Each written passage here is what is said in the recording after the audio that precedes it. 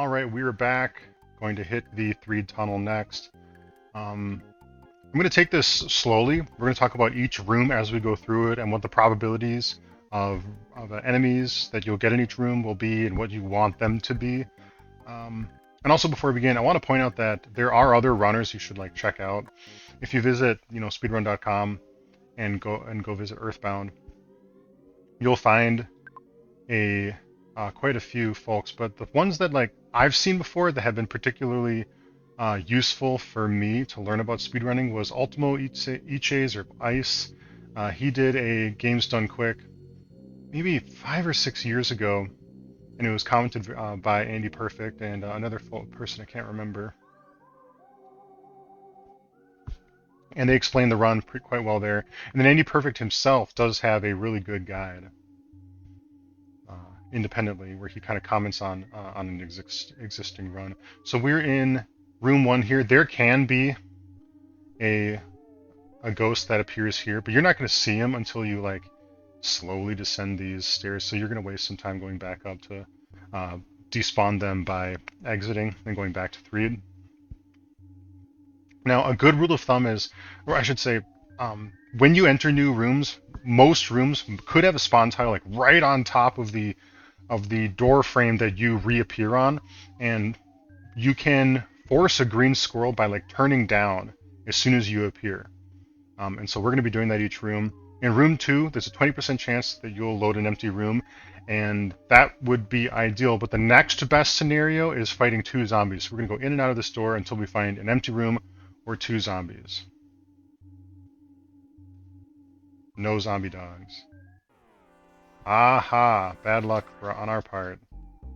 Okay, so if you get into a fight with these guys, you want to blow them up as soon as possible. Are they vulnerable to fire or freeze? I can't remember. Fire? No, I think it's freeze.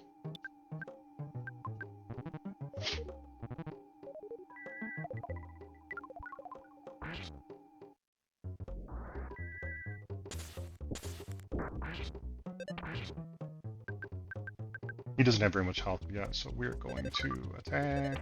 Regular hits. So that turning down right away didn't work out, but in some rooms it does.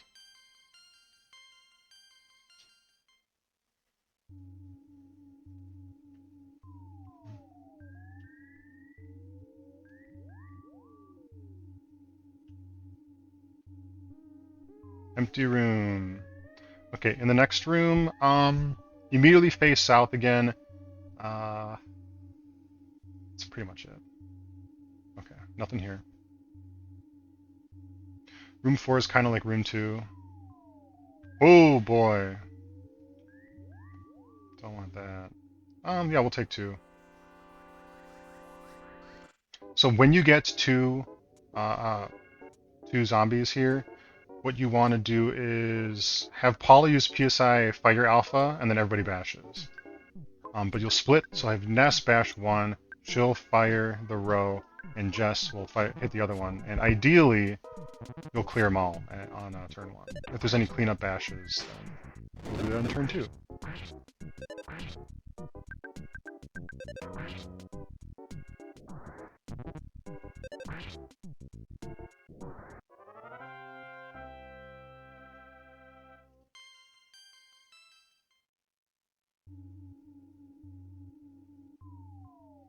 Down again. No green swirl. Shameful. Okay, so we're going to we're just gonna bash, she'll freeze that guy, and you'll shoot that. These guys have high speed, and it's very difficult to run away from them. I would if I could, but I don't think that I can. The boss coming up, the mini barf. I keep forgetting if it's the name, the little pile of puke or whatever. He's tough, and we would like to keep all of our psychic points to use our spells, but we are being compelled to use them on these unfortunate fights.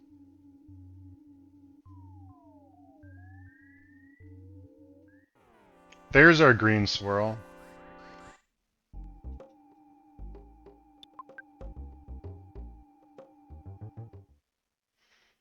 Okay, so the strategy for mini barf is Ness casts PSI Rocket Alpha, Paula casts Fire, and Jeff uses Bottle Rockets until it dies.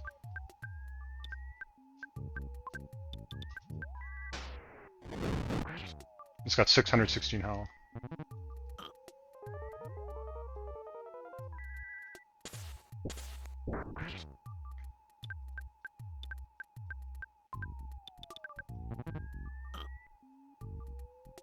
The crying effect reduces bash accuracy.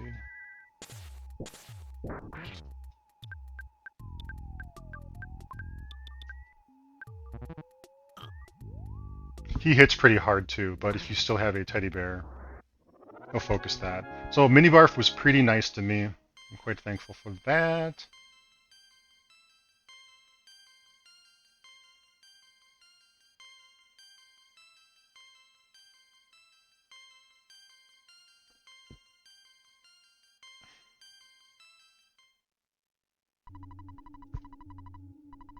Yorg. Okay, Grapefruit Falls. Now, this is a pretty dangerous spot. It's quite easy to end your run. Ooh, we'll take that. Taking this Magic Butterfly means I don't need to go rest at the Saturn Valley Hotel. So I save myself some time there. But okay, so Grapefruit Falls is this really narrow corridor here, and you can get yourself into deadly pincers, and so we're going to use our spidey senses and anticipate spawns before they come. In that present box is a bomb. You can use it if you think you need a safety item.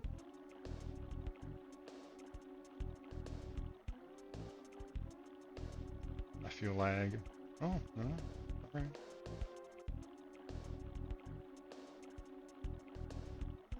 Pick this up. There's a protein drink inside. We're going to be using this for the monkey cave.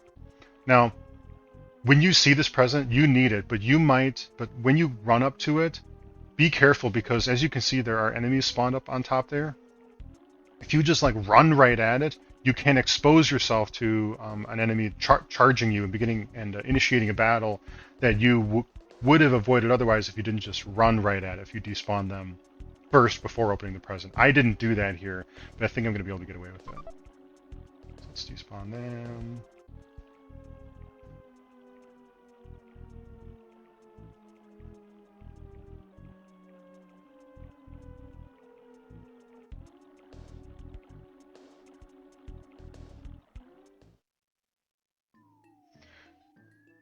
You can stutter step these guys depending on like exactly where they spawn.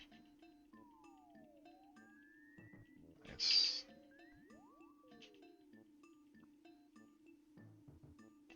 We'll give it a shot. One PSI freeze alpha will kill them. Plus cleanup bashes on turn 1. But it turns out we're not going to need to.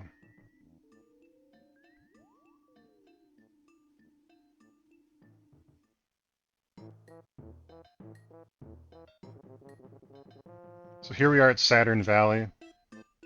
If you need to use the hotel, it's in this house. If you need to use the doctor, it's in this one. But we're just going to go talk to the guy that triggers the story quest.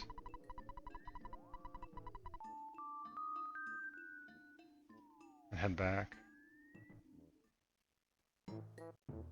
Normally, I would visit the hotel. It's free, by the way, and the doctor's free too. But we don't need to, because we found that magic butterfly, and I'm feeling pretty healthy right now. Paula's going to need 2 freeze betas to kill the next boss, and then we'll probably be using fire as well as we pass through the next dungeon here. So you want her to have lots of mana, and I expect that she will. By the way, so this is going to be a pretty tricky stutter step. If you don't think you can do it, just go initiate the fight, because it will be quicker to just take the fight than it would be to like try to stutter step and then F it up.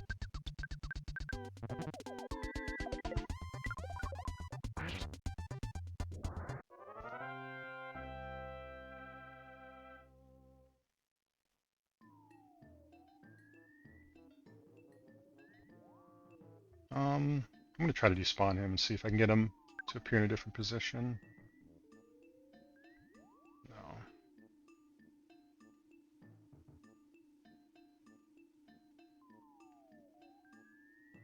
No. Okay. This area up here can have a lot of enemy spawns here, like in here. And so you tend to go in and out of this room a lot because this is quite a popular area. It is easier to get pincered between two groups of enemies, so be careful.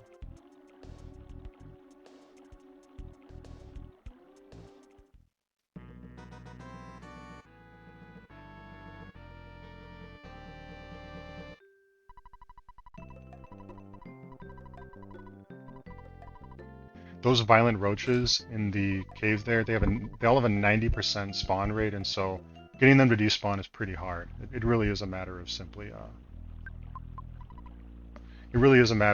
saying of picking either, stutter stepping or taking the fight.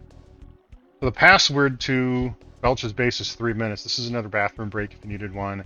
You literally do nothing for 3 minutes. You look at the waterfall or chatter with your viewers, and then when 3 minutes elapses, we can go in.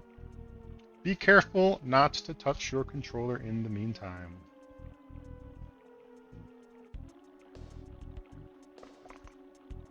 That photographer event is one of the 3 that are unskippable.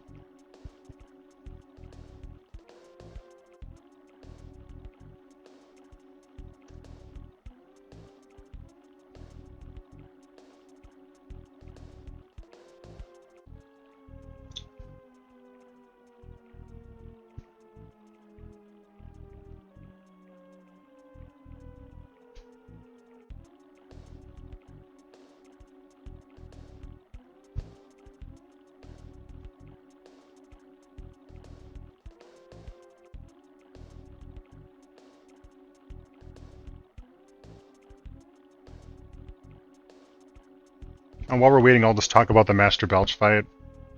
Coming up, he has 650 health. On turn 1, you want Ness and Jeff to defend, and if you recall, we moved the jar of fly honey to Paula's inventory.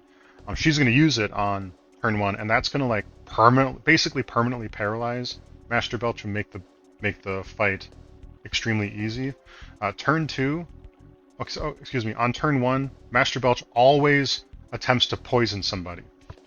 And so if someone did get poisoned on turn 1, have Ness use one of his 2 refreshing herbs on the poisoned person. After that, or if nobody was poisoned, have Nest, nuke with Rock and Alpha. Paula uses Freeze Beta, and Jeff uses Bottle Rockets. Ideally, we have run out of Bottle Rockets by the time we complete Belch's base.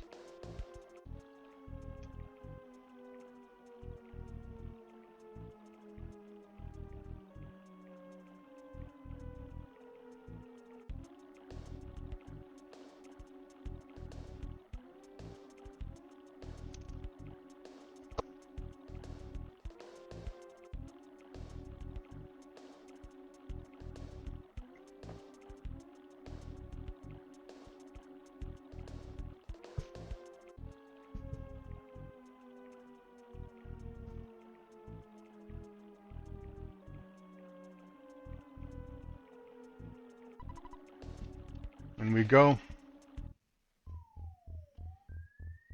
So this guy, he's not like a traditional mob.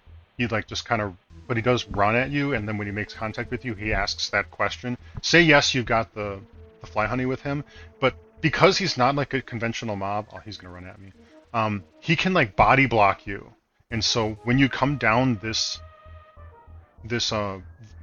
oblique lane here, you want to hug the lower left, slant of it as close as you can so you can get around him. You can see how Ness isn't pointed diagonally, he's pointed down. That's because I'm trying to get under that enemy's sprite as fast as I can.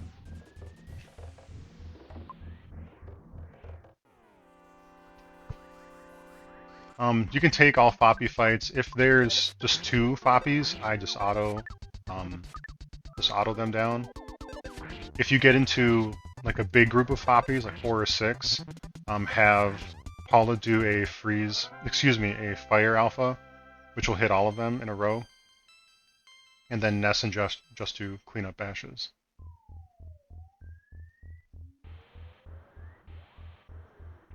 Usually there's a huge crowd of Foppies here, but they're not there. Thankful for that. These guys are non-aggressive. There are flies here and actually aggressive, like conventional overworld enemies here. Okay, we'll take Foppies. We want Foppies more than we want the flies. Now, did you see on the overworld that we had flies and piles of puke waiting for us? We're going to use the iframes after the battle ended to try to get into that door before they realize we are there and try to despawn them. Oh my goodness, it worked. So that's great. If you need a magic butterfly, he's there for you. Nice, nice, nice.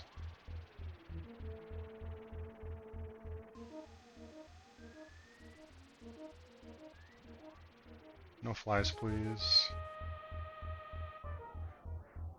This guy standing in front of the door is kind of like that scripted pile of puke at the beginning of the dungeon here, and you will get in a fight with him if you make contact with him, but I find him pretty freaking hard to get around. I'm going to give it a shot anyways. Yeah, this isn't happening. Let's just fight him. One freeze beta takes him out.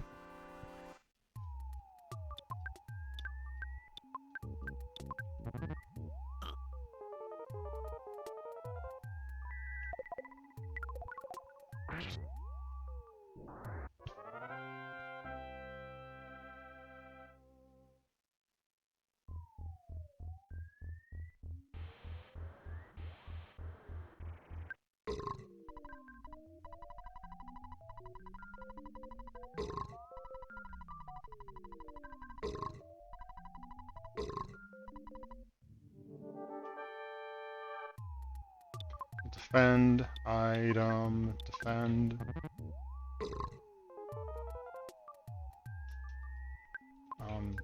Nope.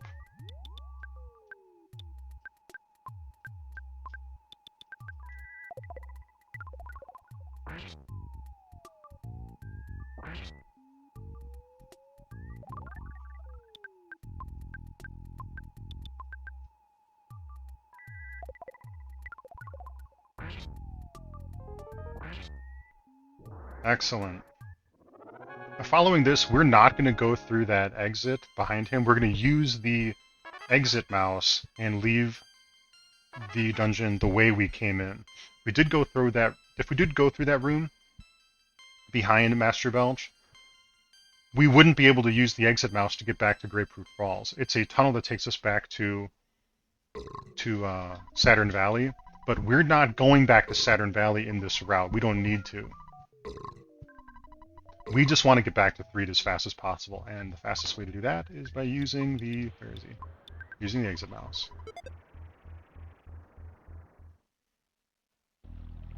So we're going back the way we came.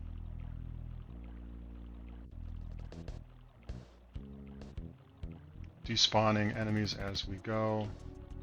Again, not looking at Ness, looking at the edges of the screen. Feeling, getting a feel for the spidey sense of lag. Oh, shoot.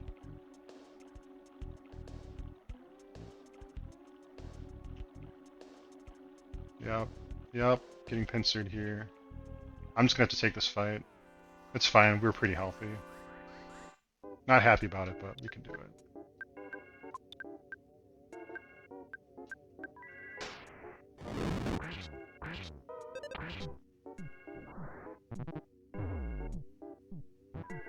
Rip Teddy Bear.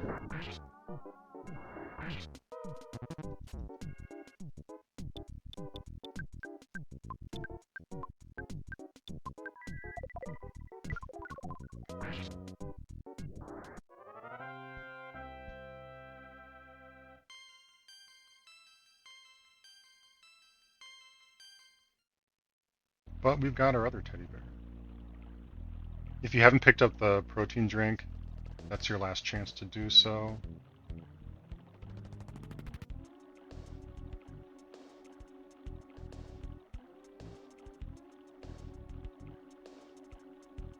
I can feel that lag. I'm not even going to see if it's there. I'm just going to go back. I can feel the lag again, so I'm going to go back again. Still more lag.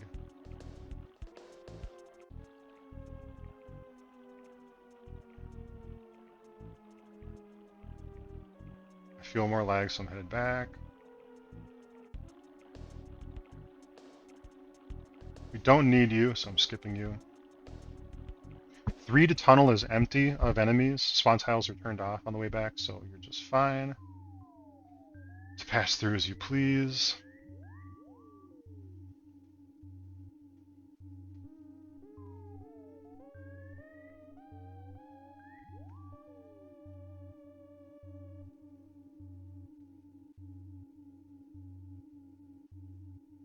You want this?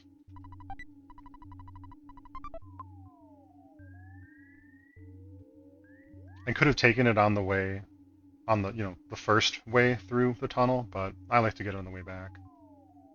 Personal preference.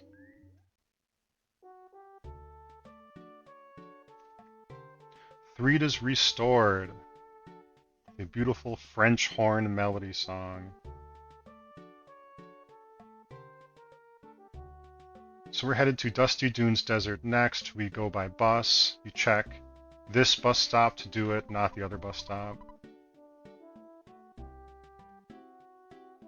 By the way, now that Threed is restored, there is a photo guy in front of the circus tent entrance, so when you come back to Threed at any time, avoid it.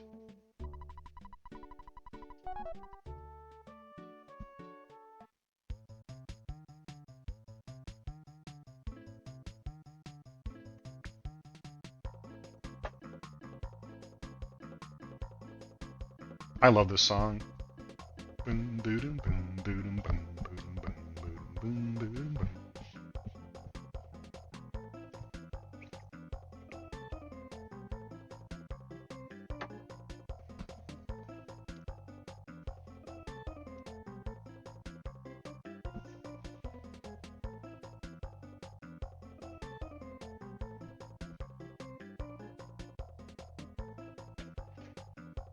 We're going to run into a traffic jam in the desert, and we've got to make our way to the rest of the way to Forside on foot.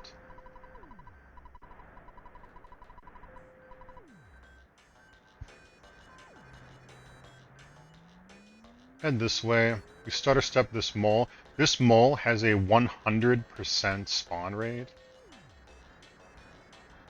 Oh my god, I'm going to get past him. Yes, I am. Now we're going to cross the... I'm going to pause here so I don't catch too much heat stroke. As we pass through the desert, I'm going to hug this ridge below me here as tight as I can, because those impassable areas do not have spawn tiles on them. So I'm limiting the amount of space on my screen that might include spawn tiles. I'm limiting that, so I'm going to keep it real tight. Ooh, yeah. We don't want those.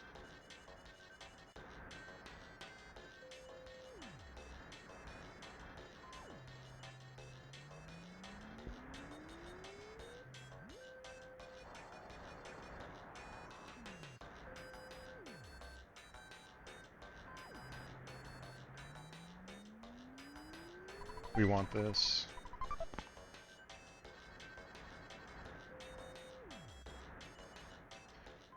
We can restore to full here.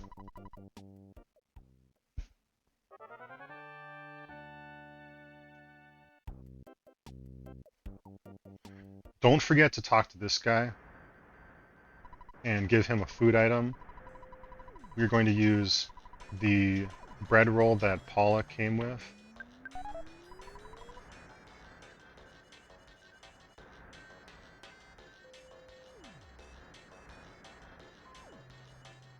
That was in her default inventory.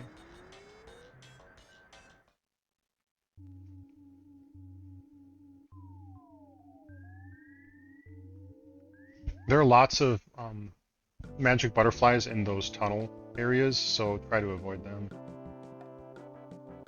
Because you have full health and you don't want to spend the time acquiring these. Now, there is a, I forget if it's here, if it's this bridge or the next one, but there's a, or no, in that, no, it's that bridge. In that bridge, there's a photo guy on the upper, somewhere in the upper half of the lane of traffic, and so you want to stay on the lower lane. We're going straight to Topola Theater. There could be cars and like angry men and bag ladies around here, so be cognizant of them. They will fuck you up.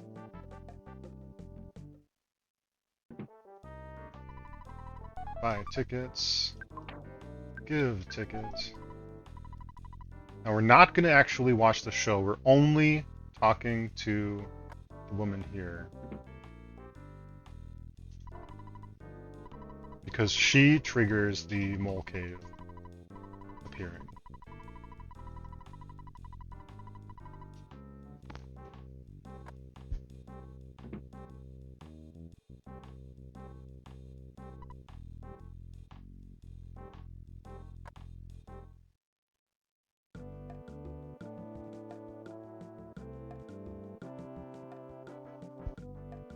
Mole Cave is a pretty fun dungeon. I remember like drilling myself on how to do it properly over and over and over.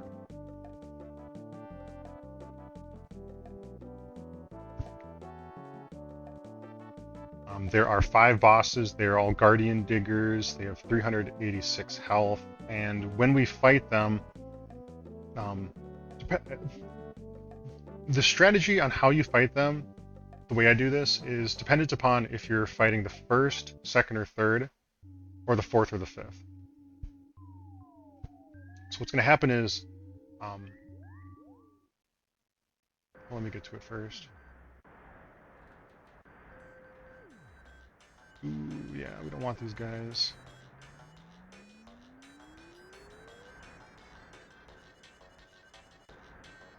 In we go.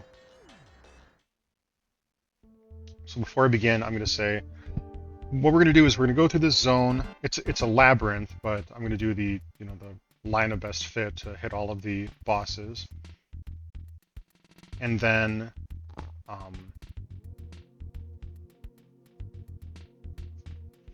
hold on here. Oh yeah, okay. And then we're gonna hit all the bosses, and we're gonna pick up some items along the way that we're gonna need. Now, how we fight the Guardian Diggers. So, if you're battling the first, second, or third Guardian Digger, do this. Ness uses PSI Life Up Alpha on Paula, even if she has full health. And the point is that a Guardian Digger will one-hit kill Paula, but is not likely to one-hit kill Jeff. Paula casts PSI Freeze Beta, and Jeff uses a big bottle rocket. Now, Jeff's speed is... Now, the point of Freeze Beta is to... Well, has like a 50% chance to like stun for 1 turn, and that will help keep your children happy and healthy. And but the big bottle rocket is going to one-hit kill the Guardian Digger. Now they've got like a power shield on them when they start like at baseline, and it reflects damage back onto you. And so you need to do like big hunks of damage really quick, and that's what the big bottle rockets are for. If you did get the Great Charm in the Lilliput Steps cave outside of Happy Village, you will have increased Jeff's speed value by 5, but we didn't do that, and so the probability that we don't actually finish Guardian Digger on turn 1 is a little higher, but we do have the damage from PSI Freeze Beta to cover us as well.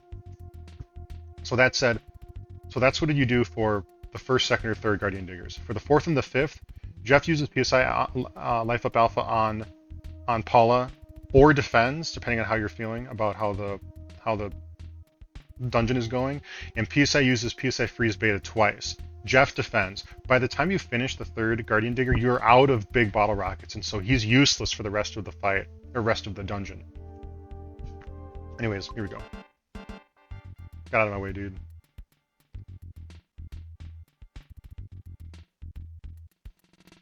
straight up first.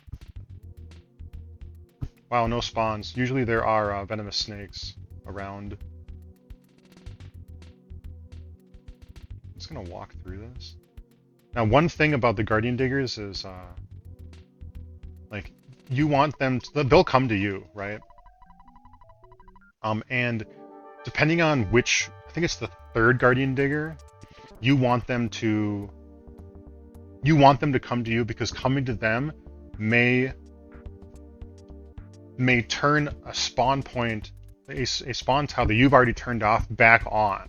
So you'll see me like run in a circle to like draw them towards you, because they run towards you if you're moving. Anyways, let's do this.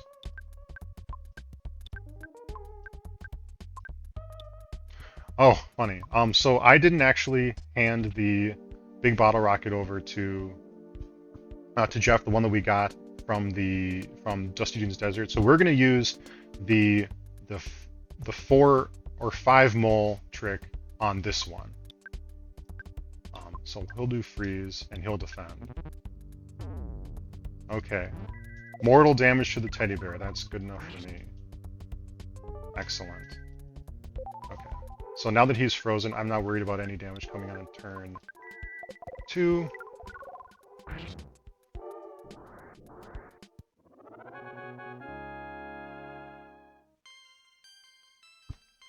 And actually, I need to rephrase. I don't have 3 big bottle rockets for Guardian Diggers 1 through 3. I only have 2 because I used the first one on Boogie Tent, which is what you're supposed to do. I'm simply forgetting how many I had on hand.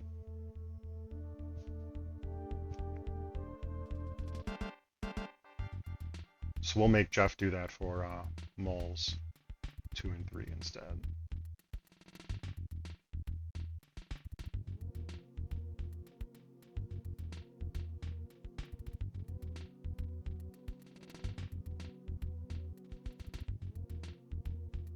Ooh, this can be pretty tricky, but we got through it fine.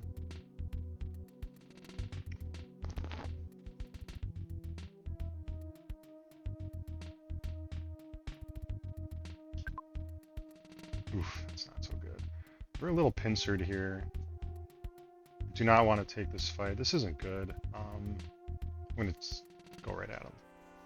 Unfortunately, we got stuck there.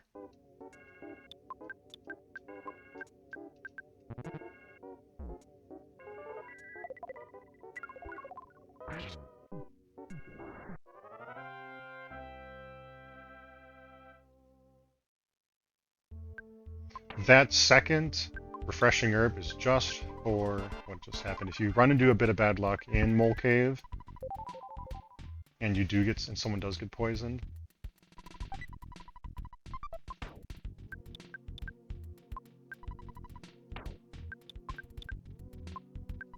one thing I want to say about what I just did, moving the big bottle rockets over. So, thinking more on it, it is a good idea for Mole 1 to have Jeff defend and just do 2 freeze betas for the first mole, because if Jeff did have a big bottle rocket in his inventory, I would have opened the menu twice to hand both of these bottle rockets over. But since I waited until I found the second one here, I was able to move them over one after another in the same inventorying moment. So let's say that on Mole 1, you want to do the 2 freeze betas, Jeff defends, and on Moles 2 and 3, like have Jeff nuke them, and then 4 and 5 remain as I originally described.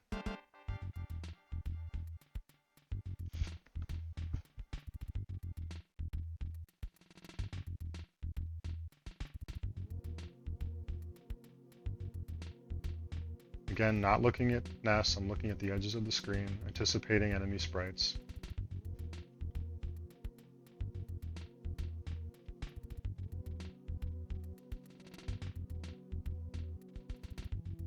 This is one where you want the guy to come to you, because if you ran up there, you would open up a spawn tile that's just below the ladder there. So we're going to life up Paula. Paula gets a freeze out, and you will big bottle rocket.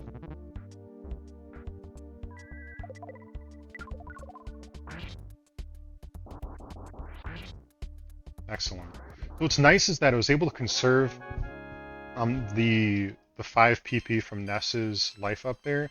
So I did queue it up, but he didn't get it off because he was last in line to go on turn 1. So I didn't waste 5 PP on Paula. I can use it now to restore Ness's health. I'm not going to say it's easy to run out of mana in Mole Cave, but it definitely can happen if you. We don't have enough room to progressively despawn him, so we're just going to go back down the ladder. Oof, no thank you.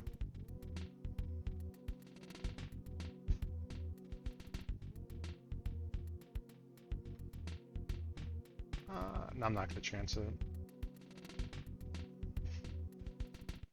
Oh, what shit is that?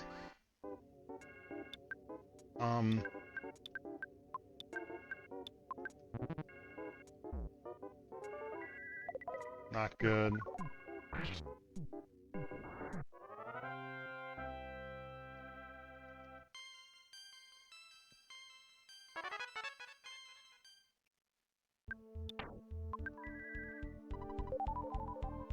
I'm gonna try to get a... Oh, that didn't work at all. Let's just try running.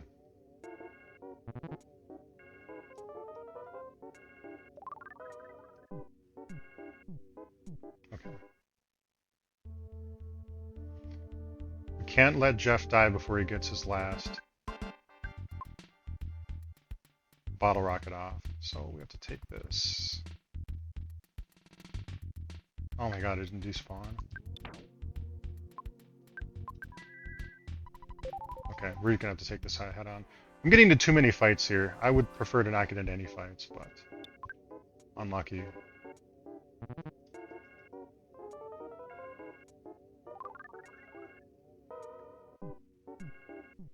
Great. We are going to take an exit mouse. And this present has a brain food lunch, which we're going to use for Monkey Cave.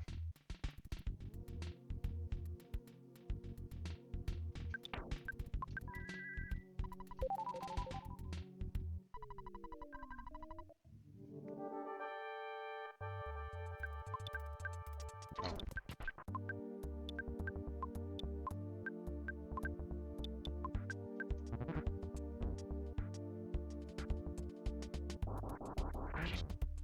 Ooh, not enough damage.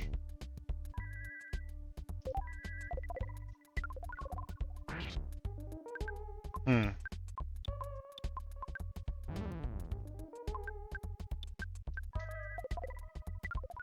I thought that would have been enough damage. I could have done a freeze beta, but I chose not to because I expected that the big bottle rocket would one-shot him, but it didn't happen.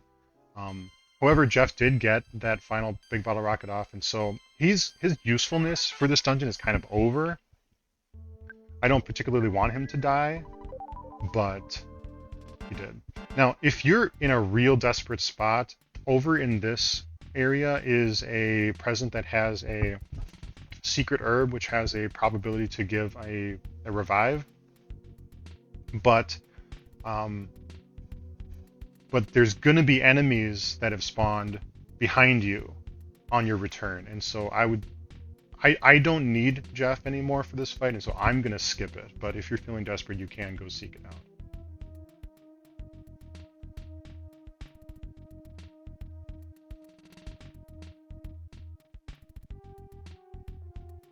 Ooh, usually there's a tarantula down here. Lucky.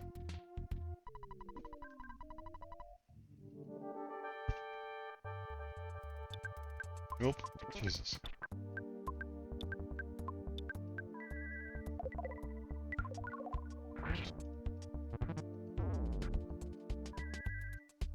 Yeah, that's why we do that.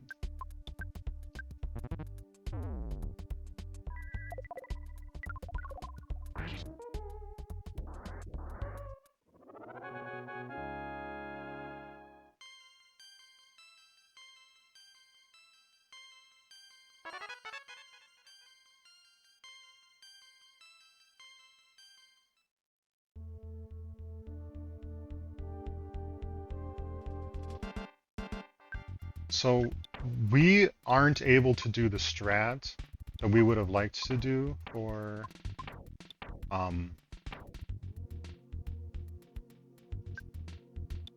the final mole because we're not going to have enough mana for Paula. She would need 19 or 18 to do 2 freezes, and so I'm going to have to do 1 freeze, and then hopefully we have good rock-in numbers. This is definitely not a very clean mole cave. So there are a lot of mad ducks down here, and they're easy to, I don't know, they're chaotic to get green swirls on. If they run from you,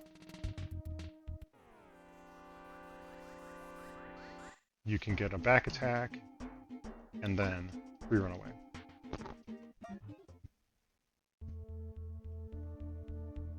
The Noosemen are freaking hard. They hit hard and they have high speed. It's not easy to run away from them. But if you can get a green swirl on a duck, that duck wants a piece of it. Oh, shitty.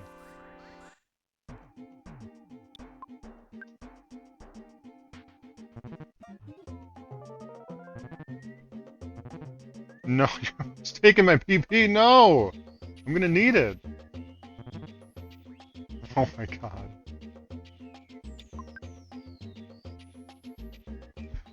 All right, options are running out.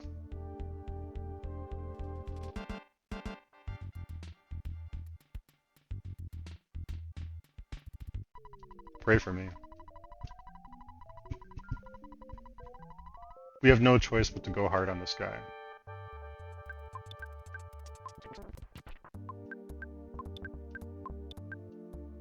Oh, we don't even have A. Okay, well, we can do 2 of those. Oh, no!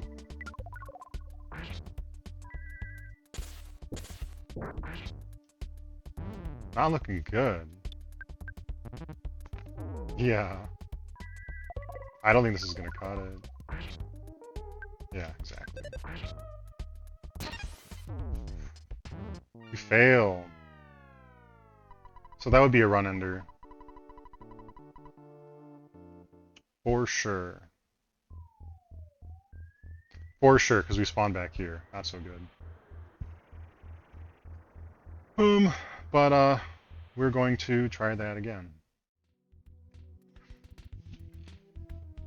Okay, here we are at Mole 5. Now, if you ever die in Mole Cave, you're going to spawn at the end of Belch's base, which means in order to get back to where you were, you're going to go through the tunnel that gets you back to Saturn Valley, resurrect your children at the Saturn Valley Hospital, and then walk through Grapefruit Valley, through 3, take the bus back to Dusty Dunes Desert, get off at Dusty Dunes Desert. Like, the traffic jam isn't there anymore, so you can actually cross Dusty Dunes more safely, and then, you know, get back to here.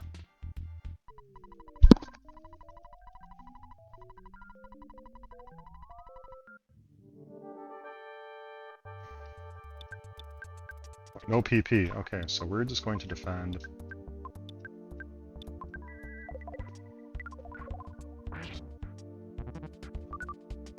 Oh, lucky.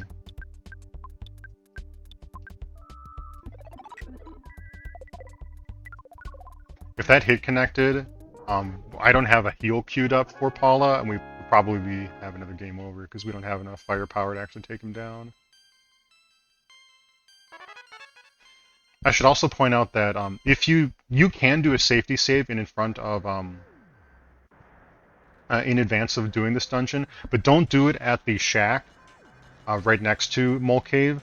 Do it at the Forsyth Hotel, because you're going to need to resurrect your party, and you can't resurrect your party in Dusty Dunes Desert. You need to go back to the Forsyth Hospital, which is on the north side, and you'll just be proximately closer from the hotel to the hospital than you are from this shack to the hospital.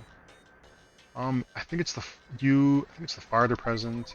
Yep, we take that, and then we use the exit mouse to leave.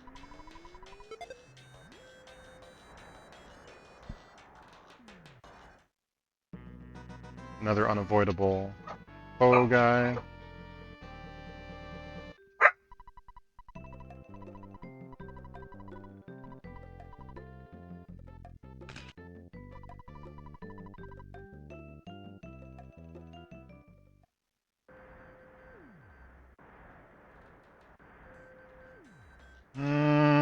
Oh, we can clip him. It's fine. Oh, I forgot something. This is a shame. So you can go back and get a full restore.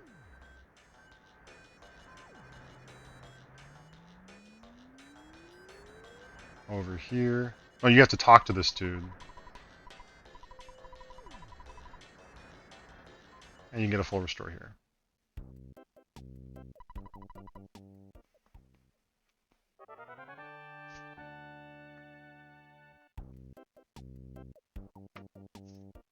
Almost forgot.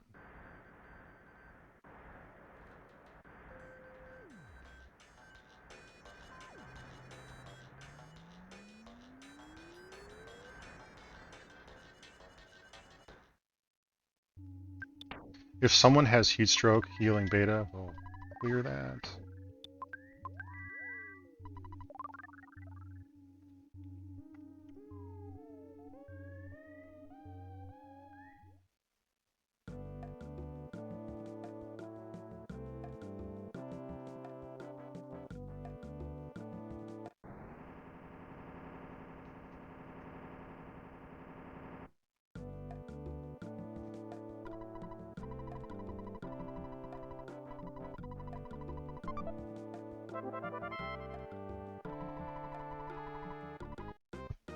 Other mine, huh? What other mine?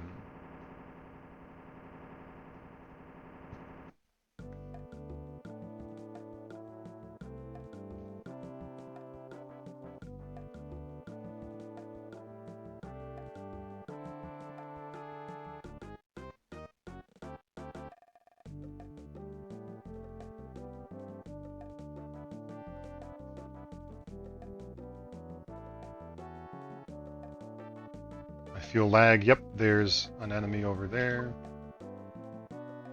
More lag, but I can get around her. Just edge guarding me.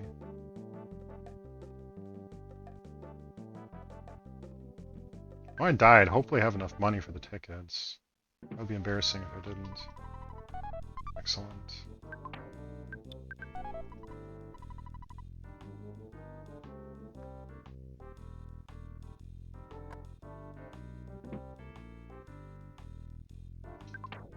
Give her the diamond. Very much like the Topola Theater manager, you want to talk to her from behind or from the side.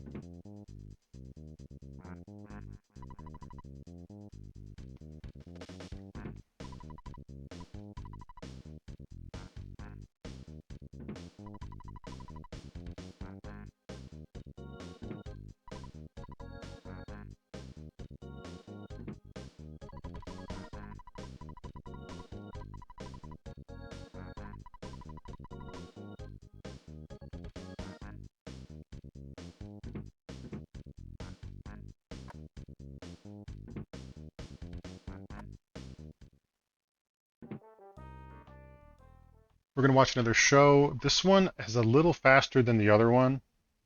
So if you need to do a potty break, make it quick. And I'm going to give it a shot.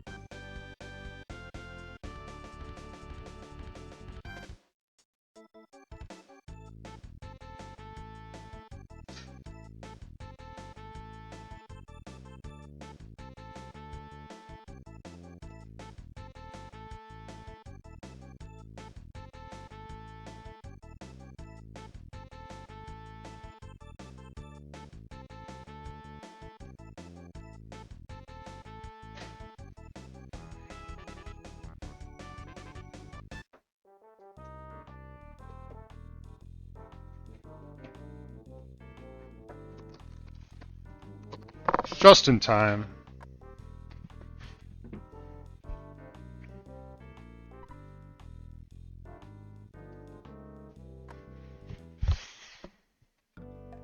Department store is up next. We're going to do a lot of shopping and menuing for a bit because, well, like, our inventories are going to change dramatically. We're going to withdraw $10,000 to start. I have just enough.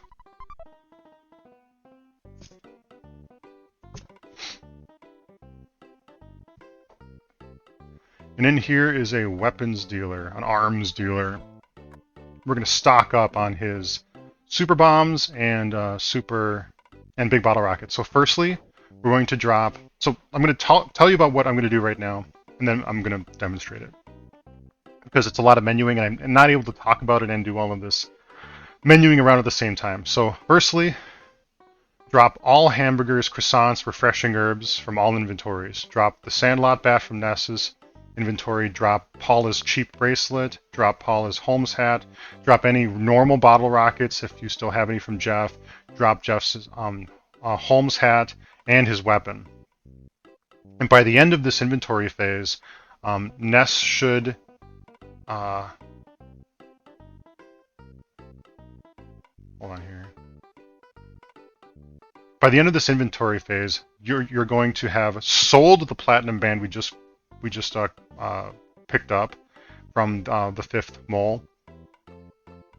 I recommend buying the hyper beam item from this guy. It's a safety item, you might say, and then you'll sell the pop gun. Buy 3 super bombs for Jeff. Buy 9 big bottle rockets for Jeff. Buy 1 or 2 big bottle rockets for Paula. She can't use them. Only Jeff can use bottle rockets, but she's going to kind of hold on to them as like a soft escargot express. 6 super bombs for Paula, and I do 6 super bombs for Ness. So here we go. I'm dropping this. We're keeping the pencil eraser. Now you might recall that I said that Paula keeps. Oh, it's light. There's a thunder outside. Now you might recall that I said that Paula keeps all of your like junk items that you can't store otherwise, with the exception of Escargot Express, which we're not going to spend time doing. But you need the pencil eraser, Nesta. So don't hand it over to Paula. You might F yourself up. Ness can keep the Franklin badge as well for the time being. And the protein drink, recall that that's for Monkey Cave. The skip sandwiches for Monkey Cave, skip sandwich deluxe we're going to use a little bit later. Picnic lunches, Monkey Cave, and the platinum band we're going to sell. So firstly, let's just keep dropping stuff. So we'll drop this. Drop this. Drop this. Keep the ruler and the protractor. The ruler you're going to use for Monkey Cave, that's the 4th and last item, and the protractor we're going to use for something else a little bit later. So first things first is we will sell the platinum band. Now, when you do buying in this game, I recommend going last person in your party to first, because I think because as you like go from one inventory to another, creates there's lag, and there's less of it if you go from back to front. So firstly, we're going to do the hyper beam.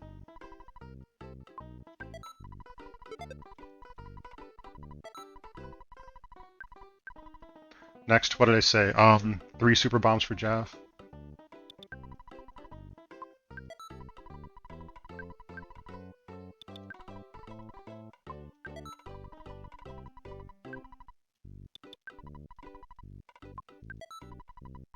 And then we're going to fill his inventory otherwise with, oops, not regular bottle rockets.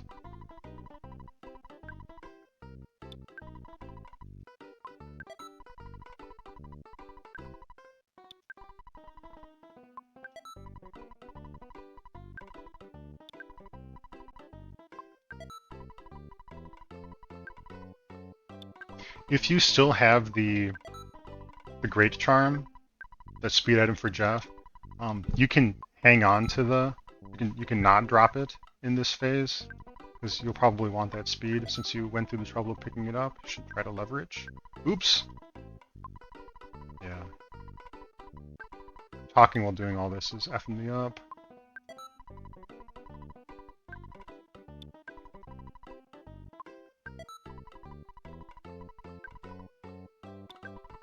Okay, we're done with Jeff, so we're gonna do Paula.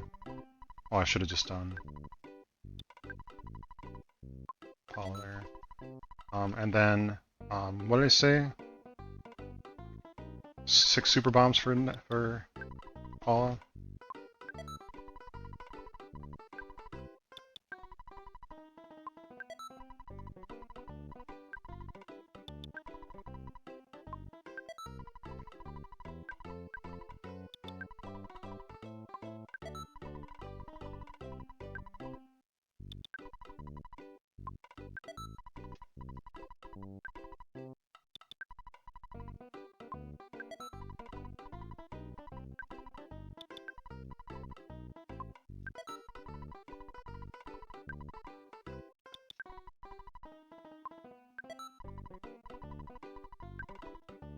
And super bombs for Ness.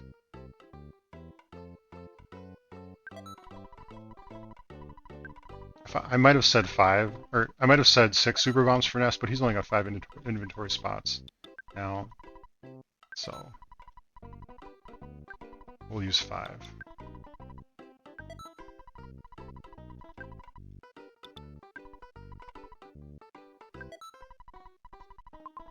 Alright, we're all done here, so we're going to leave.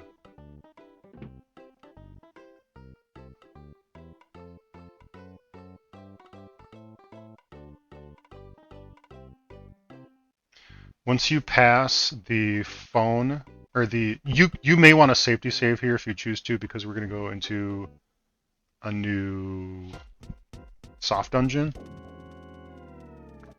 We'll lose Paula.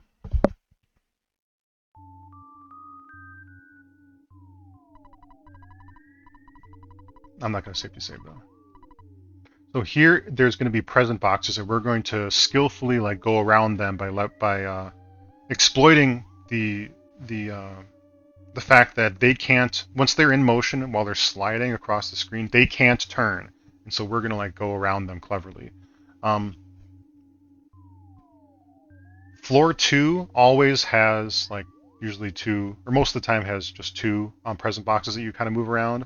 On the 3rd floor, anything can happen. You can even wipe here.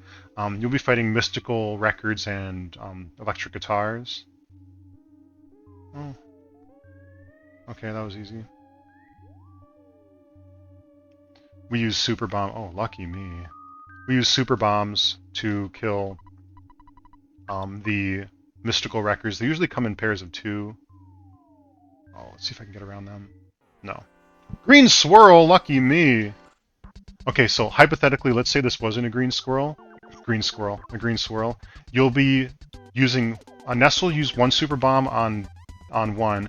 Jeff will use 1 super bomb on the other, and they have like splash damage. The super bombs do, and it's a fraction of the target damage of the super bomb. And so, with each record taking both 1 focused damage and 1 splash damage, you'll kill them both. But since we got a green swirl, we don't need to. This is very, very good luck.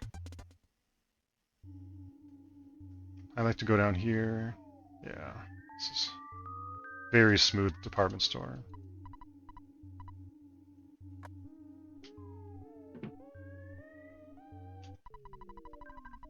Department store spook is pretty easy. Turn 1, super bomb, Jeff big bottle rockets, and usually it's over.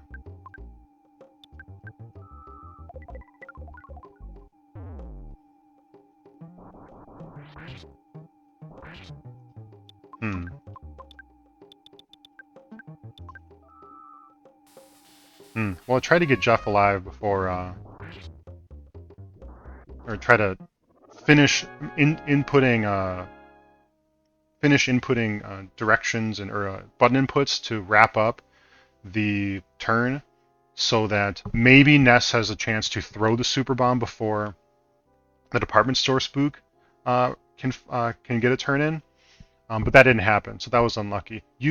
It's better if department store spook uses PSI Fire Alpha on turn 1 than it is for him to do a freeze like he did here, because the focus damage is so great that it one-shots Jeff. And so that was unlucky. And you might call this a run ender too, but we're not too far away from the Foreside hospital, so we'll just do that here. It is unfortunate that Jeff doesn't get this experience too, because the more levels he gets, the higher his speed value is, and then the stronger his bottle rockets will be. So he's getting a little behind now, but that's fine.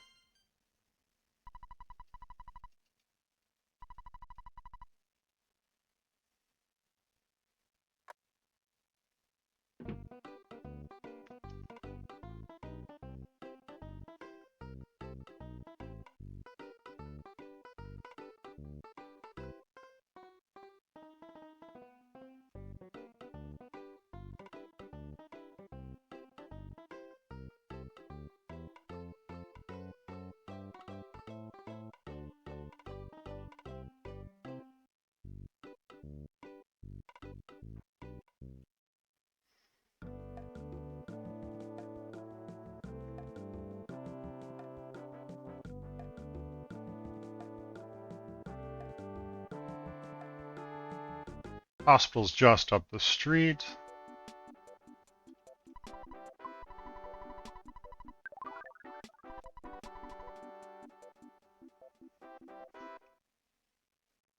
That wasn't too much of a time loss. Now we're headed over to Jackie's Cafe, which is over here. Yeah. Talk to the rightmost woman.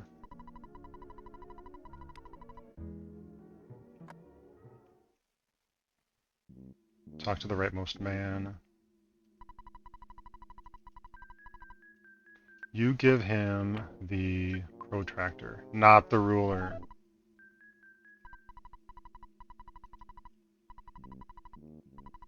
There's a no choice coming up, so I'm mashing select instead of the L trigger.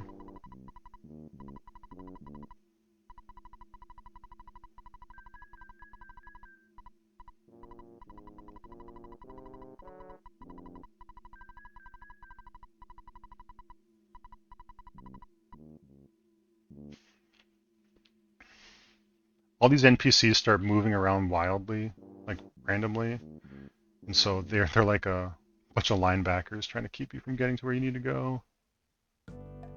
Nice, that was not too bad.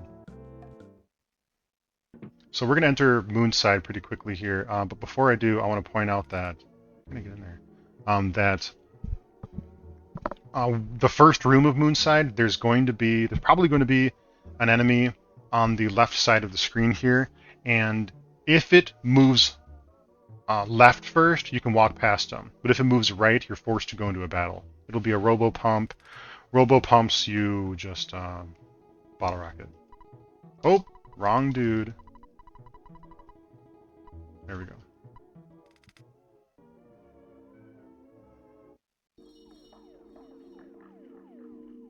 Yep, there we go. We'll despawn him.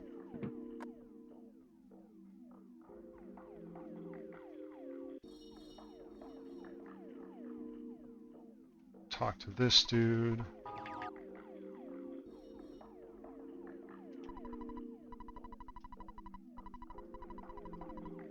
Then you hoof it over to the teleport guy in front of the hospital. Be weary of...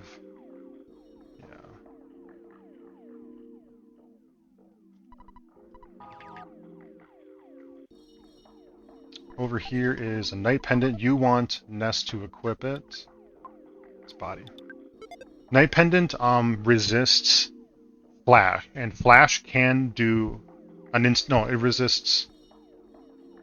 Yeah, resist flash, and flash can do an instant death. Can it paralyze too? No, it can do an instant death. And the boss coming up can paralyze, and so you want. Well, I can't even remember now. Let's look that up. What does the Night Pendant do exactly?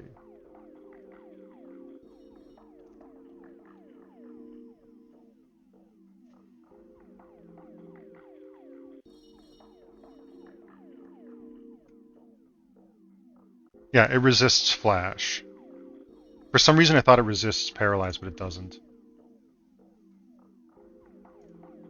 Okay. Anyways, talk to him. Talk to him. Get this first. Secret herb can restore health, or restore life. There's like a 75% chance that it works. Now, like I said, yes or no are swapped. I don't know if I said this actually, but yes or no are swapped in Moonside, and so you want to hit no. I'm hitting no with select, although my cursor is on yes. And now we appear in this back room. You have to talk to this guy. You say no.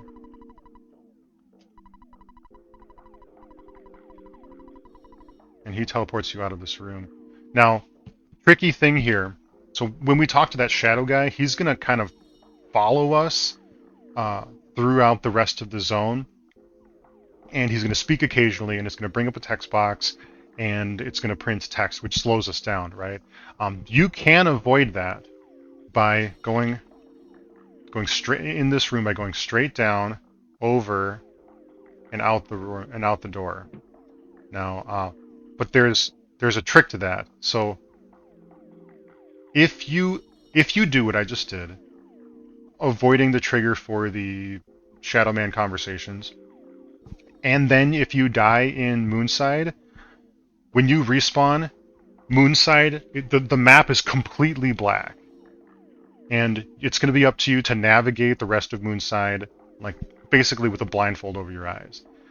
Most of the time, that's going to constitute a run ender. So if you do this, don't die. You only save like 12 or 15 seconds doing it, but it is something you can do.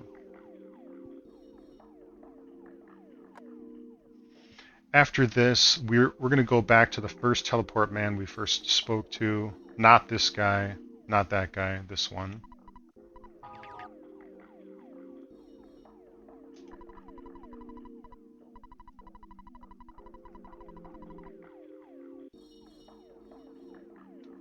You want to, so Mr. Monotoli's right here. You don't want to talk to him. You want to check the statue first. So try to like line yourself up to check the statue.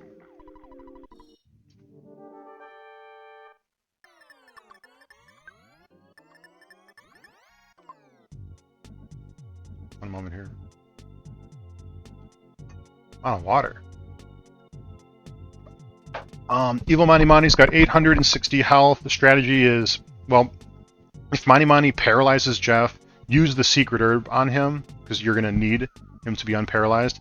And then otherwise, super bombs and big bottle rockets.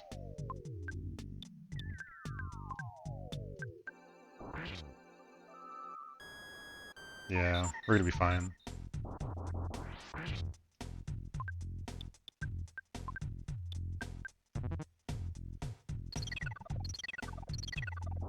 Easy cakes.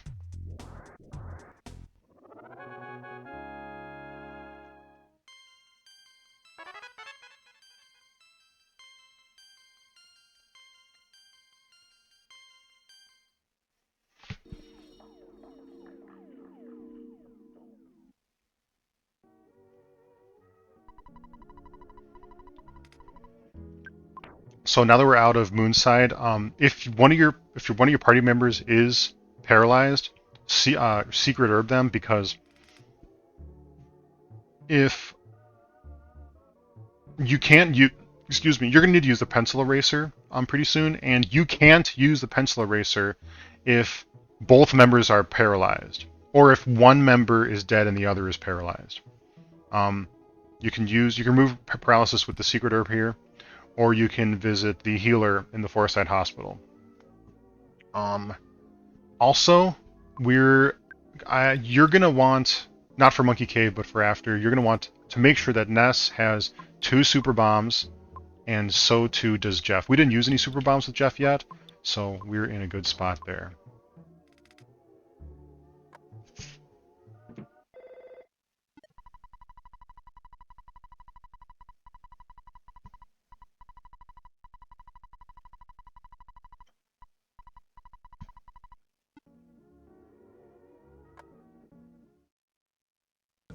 Four random moments all come up here. So we got a phone call from Apple Kid. We're talking to a desert monkey.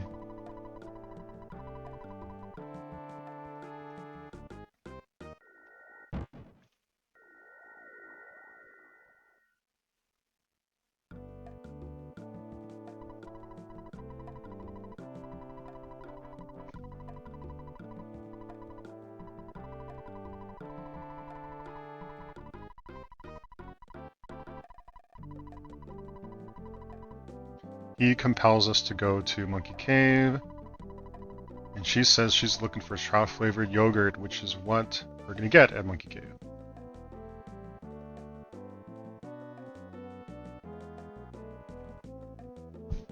Let's go to Monkey Cave.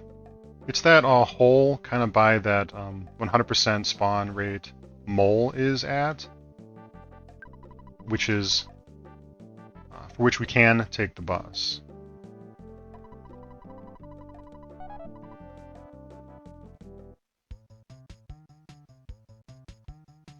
Now, we're going to do Monkey Cave, and we've got those 4 items that we need to get through it. Ruler, protein drink, skip sandwich.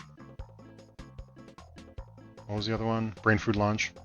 If you lose any of these items on the way, if you need a protein drink and if you lose either the protein drink or the picnic lunch, you can get them both at the Forestside department store. The protein drink is in the drugstore, and the picnic lunch is at the grocer. If you need a skip sandwich for Monkey Caves, you can purchase one from the Forestside Bakery. You're gonna need a ruler though too, and I'm not aware of a place where you can buy a ruler. But that's what you can do.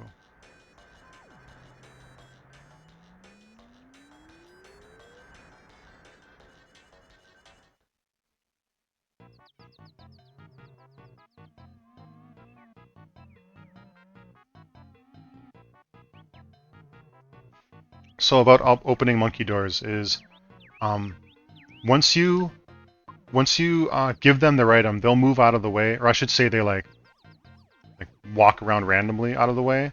But if you leave a room and come back, they will stop walking randomly. Will stand by, like next to the door, making it easier for you to travel through it. So if you're able to open both doors at the same time, you should. And so we'll do that. So first things first, talk to the red monkey, give him the skip sandwich.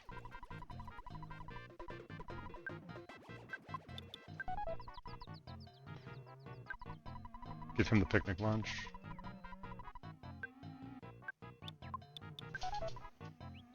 After that, enter that left door, open the pizza chest, and go back. As you can see, they're behaving nicely now.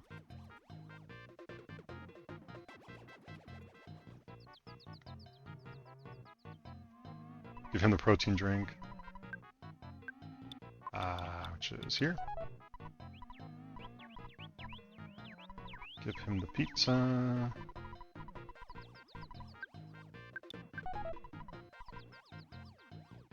This time you enter the right door. Open the hamburger chest.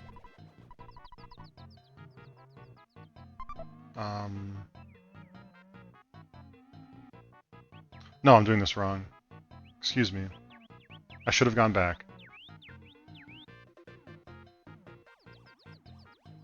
Go through here.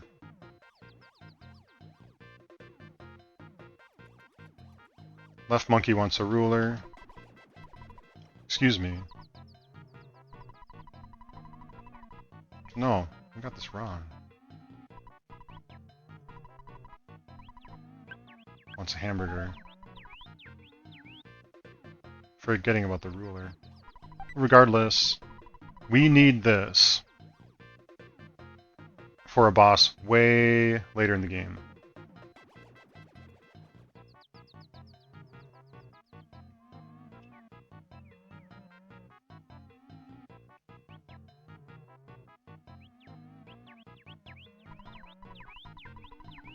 Oh my god, we didn't need this one.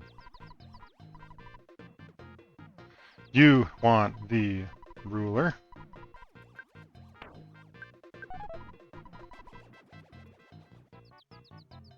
Very undisciplined in Monkey Cave. I can see I am revealing.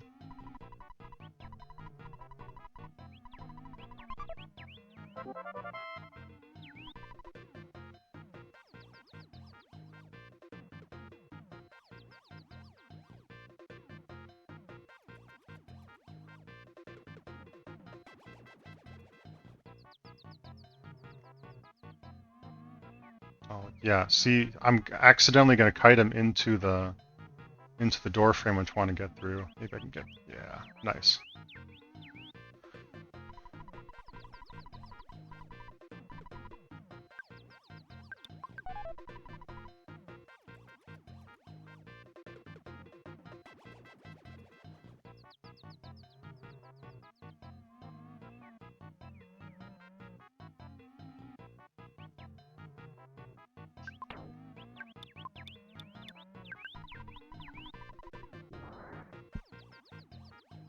If you did give Paula the pencil eraser and she disappears from the party, a phone call will call the receiver phone and will say that Escargot Express is holding the item for you, and if you wanted, you should go call it. But that's a big time sink. You don't want that to happen. Most people just forget that they even get that prompt, and they're like, what the fuck's going on? Both of these treasure boxes have safety items. We're going to get them both. That's a resurrect item. That's a powerful health and PP restore ability. Or item. Not abilities.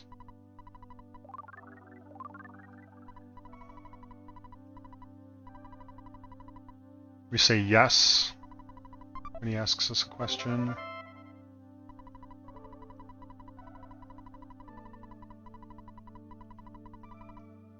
Talk to the monkey. And leave.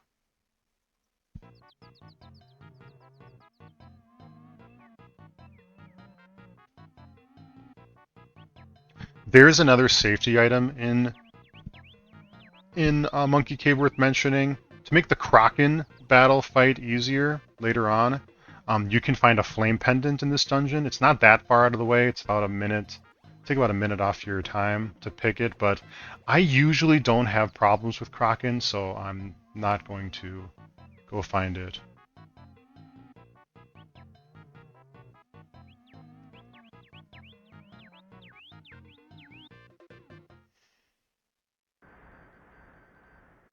Oh, we talked to... wrong monkey. Oh my god. Talk to this monkey.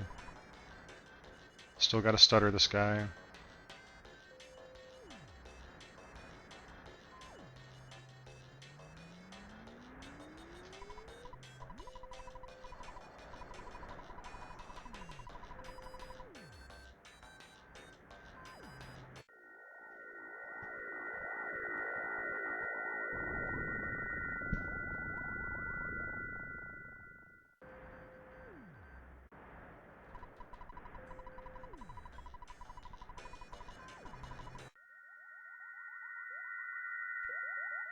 You can crash into a magic butterfly while doing that, and it gets all fucked up. It's quite funny. Okay, now that he leaves, we're going to teleport over to Forside. We're headed over to the Monotoli building, which is here? Incorrect.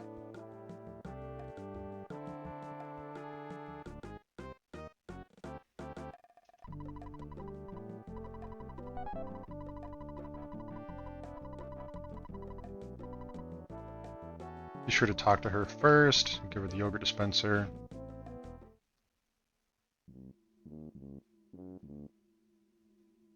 Oh my god.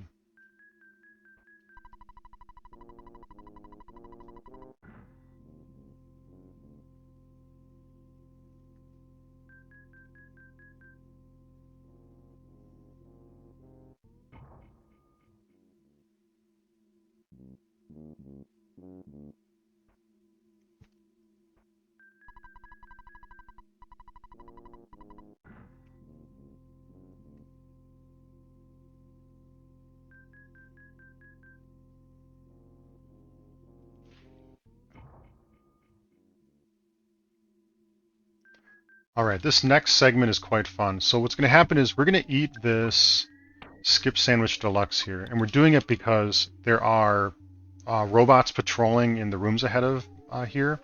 And we're going to try to outrace them to doors so we don't have to fight them. If we do have to fight them, we'll blow them up with PSA rocket betas or big bottle rockets. But the idea is we're going to race them to it, go through all of these rooms, and then gets to a boss at the end, which is immune to big bottle rocket damage, which is why we need a total of 4 super bombs across 2 turns to kill him. So this takes a good amount of skill, so I'm going to be quiet and see if we can just do this right on the first try. Yes.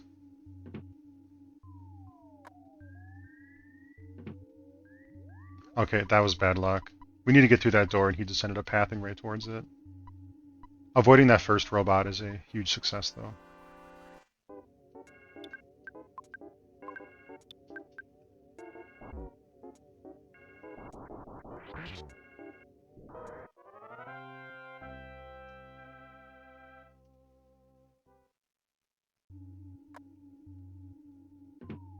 We go... Oh, I'm stuck. We have to go around here.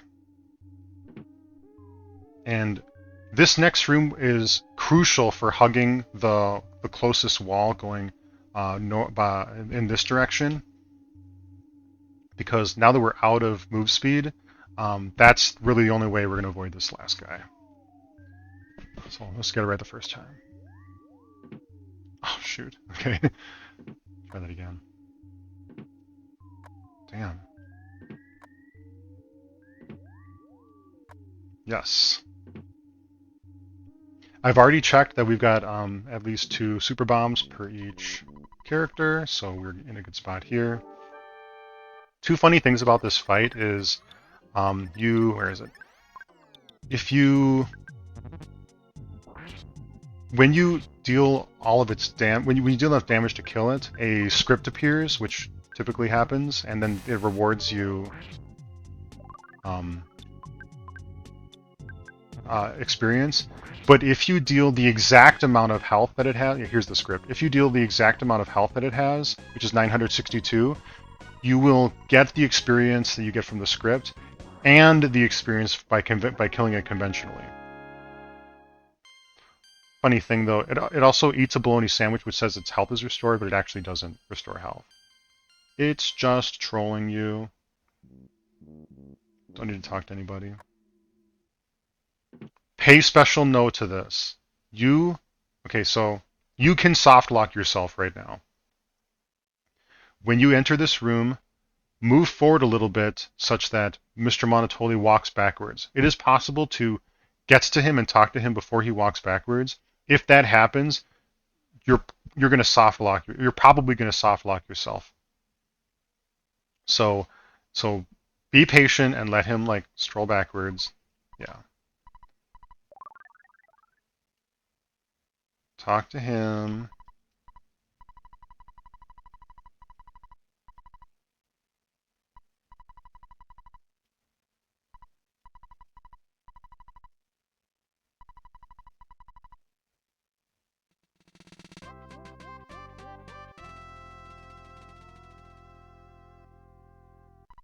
He also does not provide a full restore if you talk to him before he steps backwards.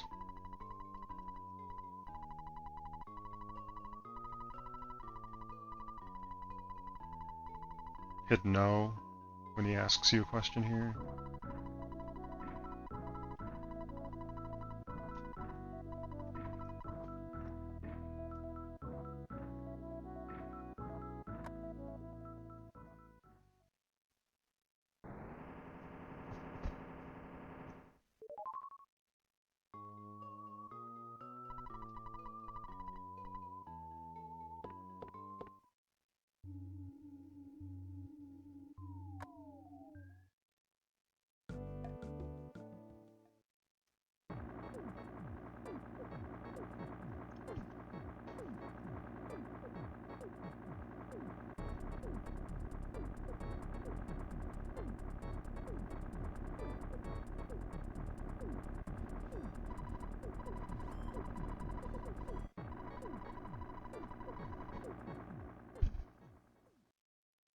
So we're gonna go back the way we came. Now you can actually like cast teleport out here. Oh, you can't. Funny. I thought you could. But you would have to do like, hypothetically, if you could, you'd have to do like frame perfect rotations. Do you talk to him yet? No, you don't. You don't have to talk to him here.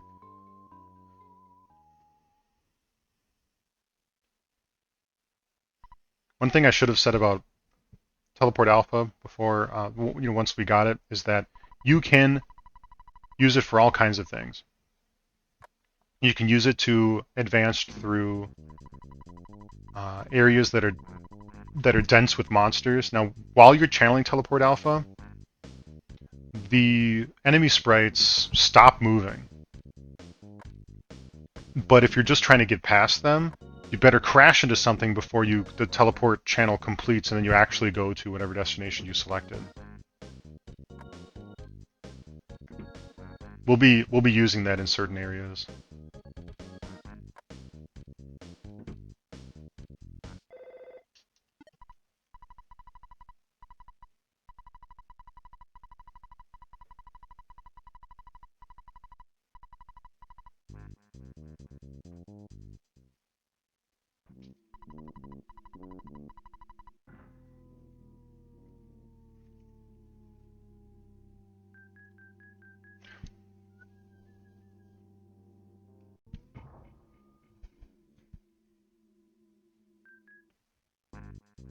Get out of my way, dude.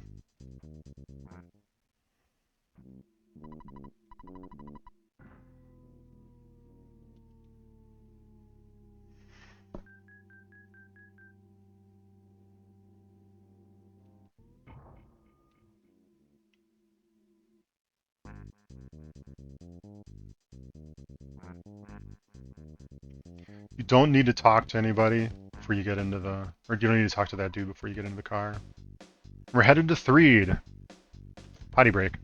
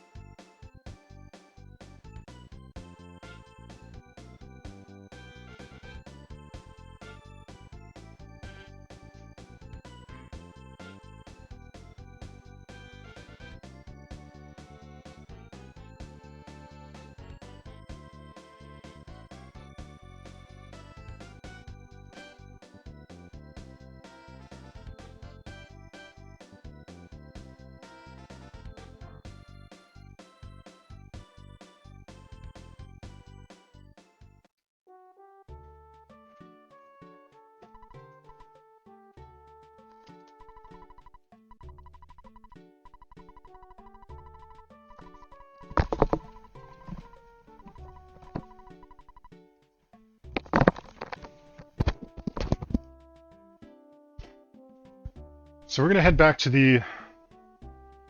the Sky Runner Again, recall that there's a photo guy right in front of the door here, so stay under the entrance.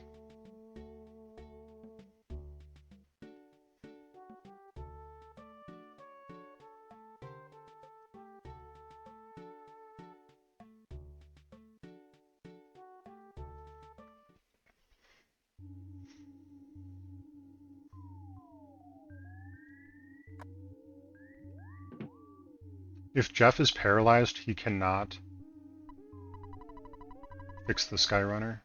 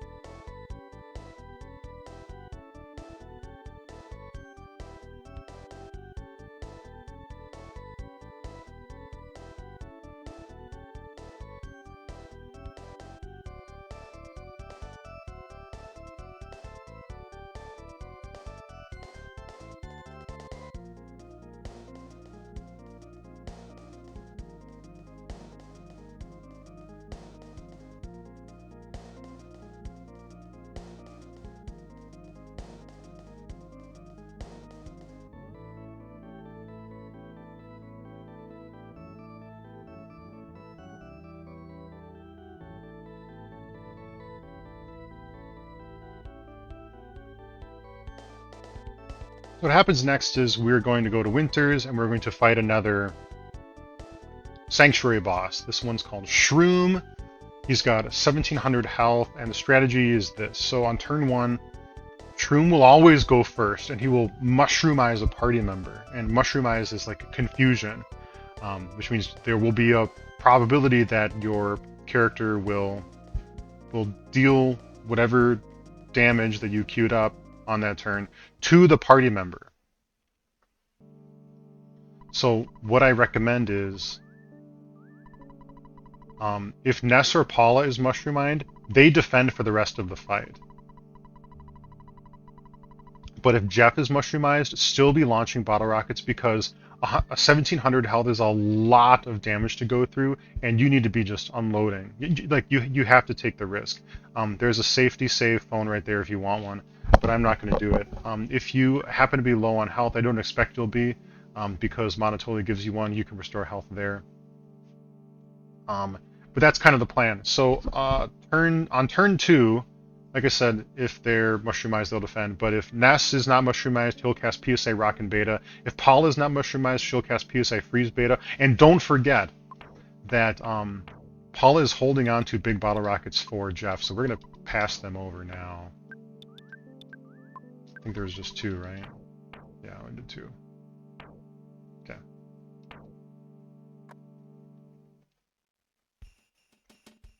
Now, we can use, like I mentioned, Teleport Alpha to get through sticky areas, but there are no cave boys to harass us, so no problem.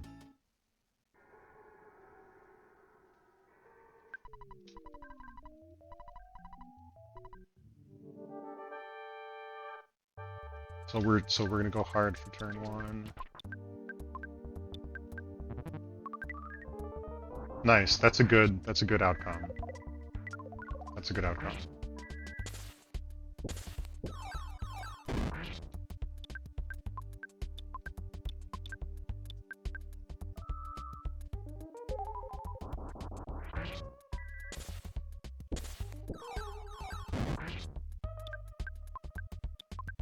Nope. Easy. This battle awards lots and lots and lots of experience. So you definitely want Ness to keep Ness alive as you can. He needs a certain amount of experience to travel through Magicant and the Sea of Eden near the end of the game.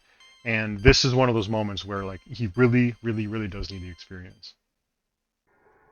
So bear that in mind if you can.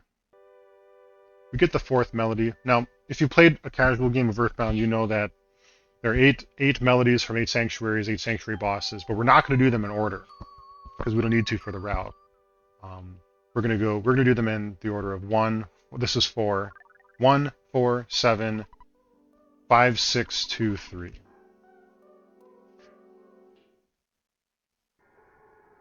Ooh, they're gonna run from me, right? Yeah.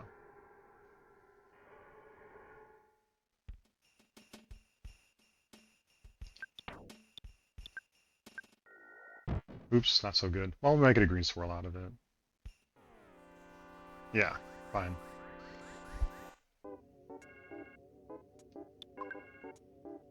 So we use Teleport Alpha. I was trying to kind of thread the needle there, but that was pretty challenging to do. But it did force a green swirl because I wrapped around the enemy sprite to his backside when I collided into him.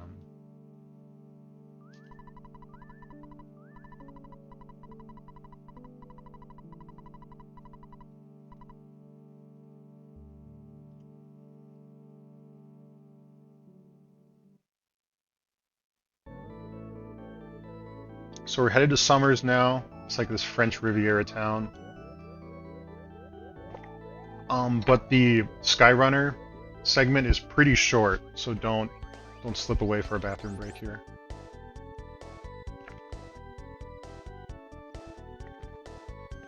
Very much like crossing Dusty Dunes, when we get to Summers, we land on a beach, and we're gonna walk along the water's edge as a means to reduce the amount of spawn tiles that we'll be exposed to. But now that we have Teleport Alpha, we have an extra tool that we can use to avoid fights. So as you can see, now that we've got super bombs and big bottle rockets, and we've got this mobility tool now, Teleport Alpha, it's less about RNG and more about skill, and we'll start feeling that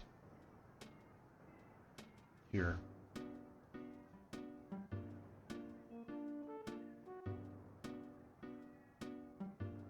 I'd say arriving at Summers is roughly halfway through the game.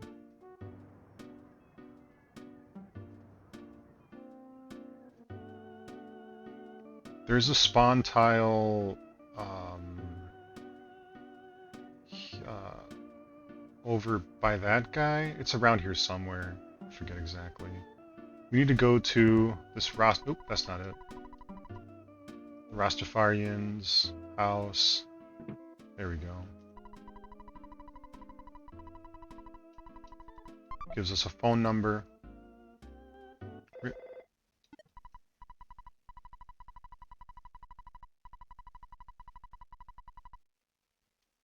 So normally in a speedrun you would just hit you just hit A and continue.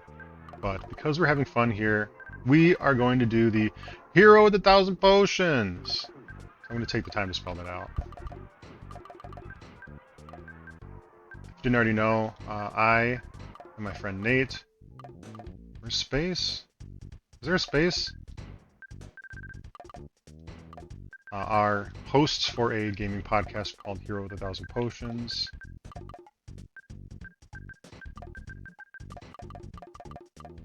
Ah, Jesus.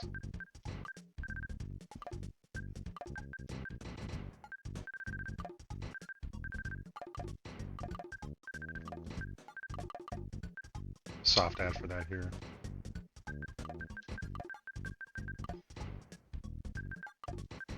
Just enough.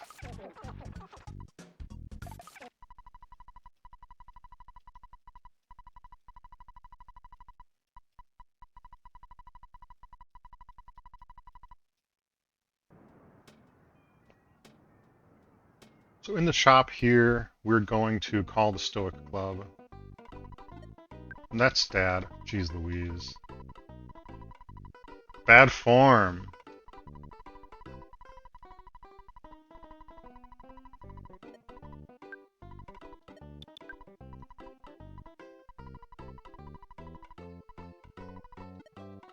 I don't think we need to withdraw money. Yeah, we have enough. So here we're going to buy 6 skip sandwiches. We want to fill Ness's inventory with them first, and then the rest will go to Paula's inventory. And we're doing that because we're going to inherit some, or we're going to win some items in a battle soon, and no, we're gonna get the mummy wrap and the hieroglyph copy soon enough. We're gonna try to get the mummy wrap. It's a 50% chance of drop, and we want them to appear in Paula's inventory because, well, in the case of the mummy wrap, she has the highest speed right now, and she's gonna go first in the battle where I would like to use the mummy wrap. And the hieroglyph copy, that's another junk item that is gonna go along with a pack of bubblegum and everything else that Paula has on hand. So let's buy those items.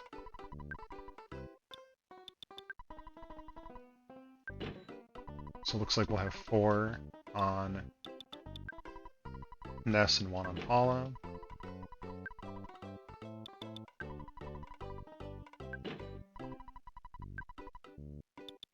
Nope. Jeez Louise. Bad form.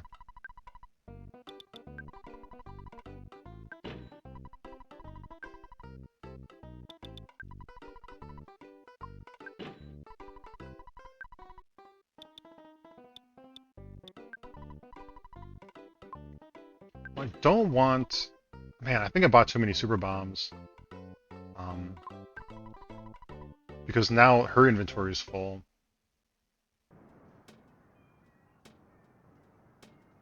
And it's going to go into Jeff's inventory.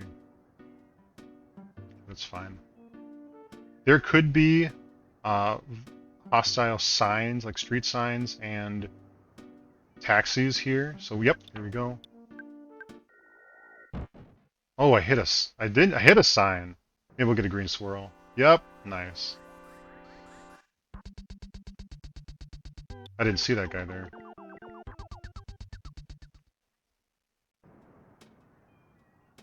Club Stoic.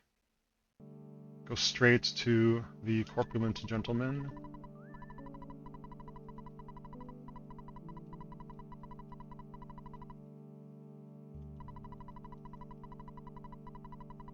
Answer yes to her.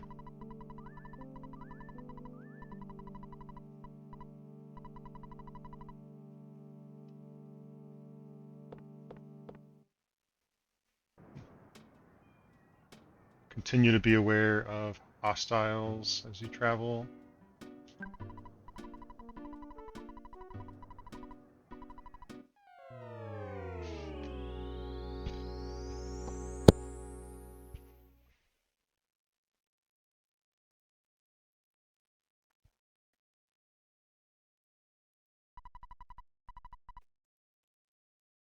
Now we travel to Dalam, and very much like Pooh's segment, or excuse me, very much like Jeff's segment, we're going to play the role of Pooh for a few minutes.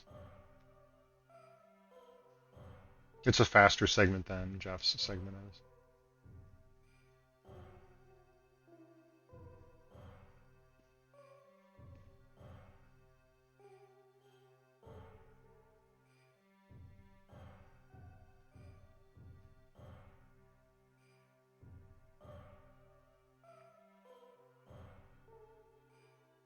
The 2 chests nearest to the throne here have safety items, and I will be picking up them both. One's a brain food lunch, one's a couple of life noodles.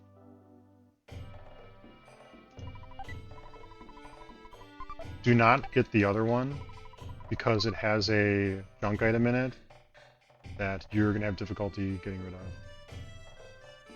If memory serves. I can't actually remember exactly, but you don't want it. No hostiles here, just go to the bottom of the area.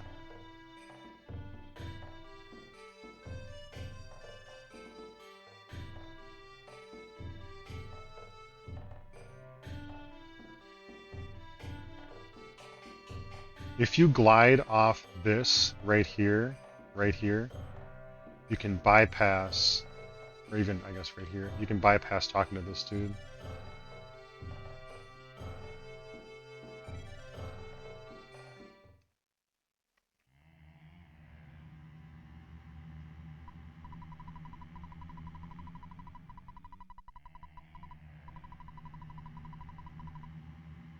Do not get up. Do not push a button. Or do not push a decline button. Say yes to every question this dude says. It's fucked up.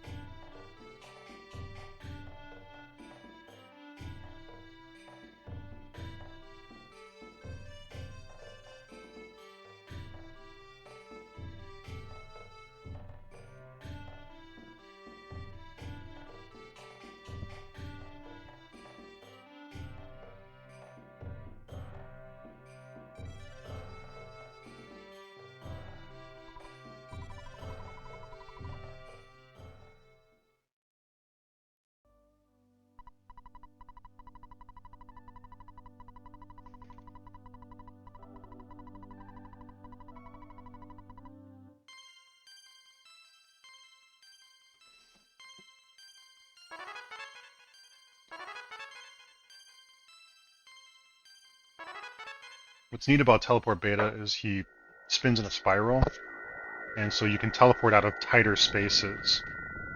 And we'll be doing that a couple times.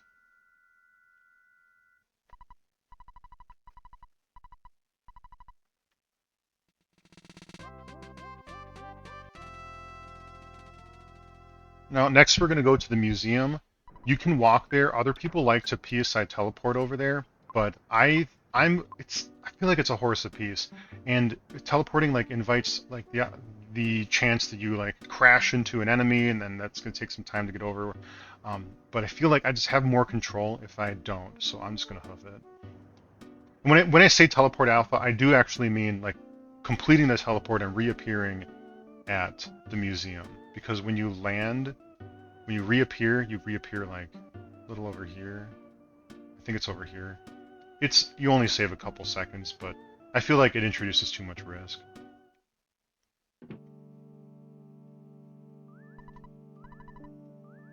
It is faster to do this than to actually talk to her and pay admission conventionally.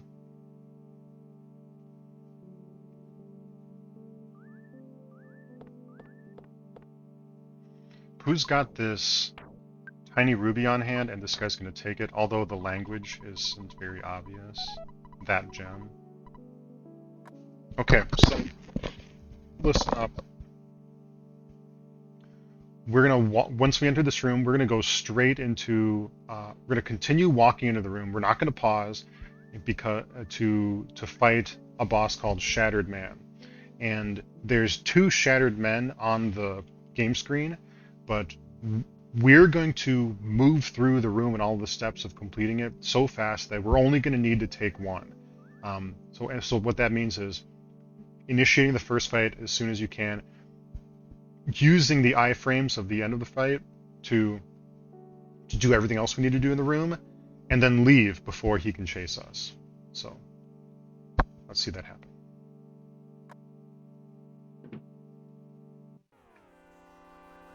Um, 694 health. Ness defends. Paul uses PSI freeze beta. Jeff uses super bombs or big bottle rockets. And Pooh can use freeze beta too.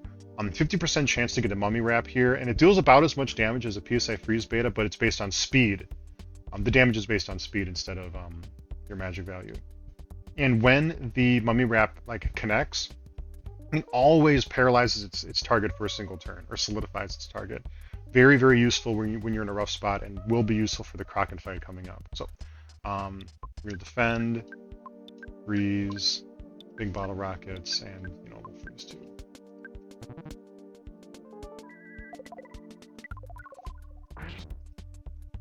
Nice, nice, nice, nice. I feel like one more bottle rocket's gonna do the trick, so I'll just have everybody defend. Yeah. So as soon as this battle's over, we're gonna check the hieroglyph and then attempt to leave the room. Hey, we got it. Excellent. I've got to move it out of Jeff's inventory and into Paula's. P.S. If Pooh dies in this fight, he can't read the hieroglyphics for the next step, and so that would be very unlucky. Not only would you have to go back and like resurrect him, maybe you still have that secret herb from Moonside, but if you didn't, you'll probably have to fight the next Shattered Man because it interrupted the flow of steps that optimize your ability to only take one Shattered Man fight in this room. Find a way to resurrect him and come back. So hopefully that doesn't happen to you. So hustle towards this.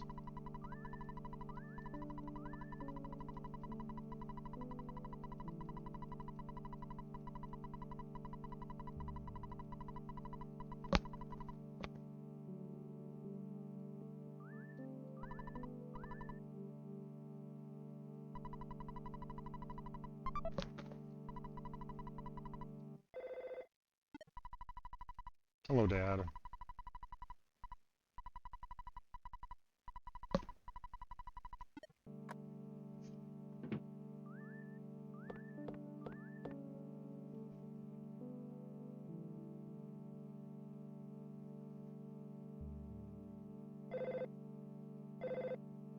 So we're going to manage our inventory here. We are going to drop a bottle of water. We're going to... Paula's... I think I bought too many super bombs. We're going to drop some super bombs here. And we're going to give the mummy wrap and the hieroglyph postcard to Paula.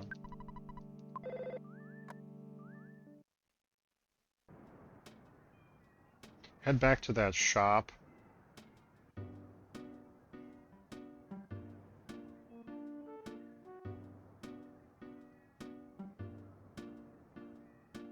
Okay, so, well, you don't necessarily have to, but this is another safety save opportunity. So, you're coming up against a Kraken, a boss, pretty soon here, and he can fuck you up, but since I got the mummy wrap, I'm feeling pretty confident that we're not going to game over against him, so I'm not going to take this safety save.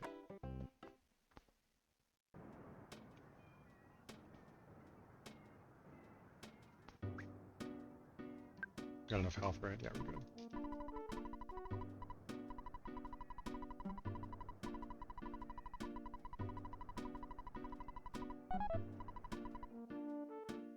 Kraken's got just under 1100 health. If you've got the mummy wrap, turn 1, Ness uses super bomb, Paula uses mummy wrap. Otherwise, Paula casts PSI freeze, beta, Jeff uses a big bottle rocket, and Pooh uses a super bomb.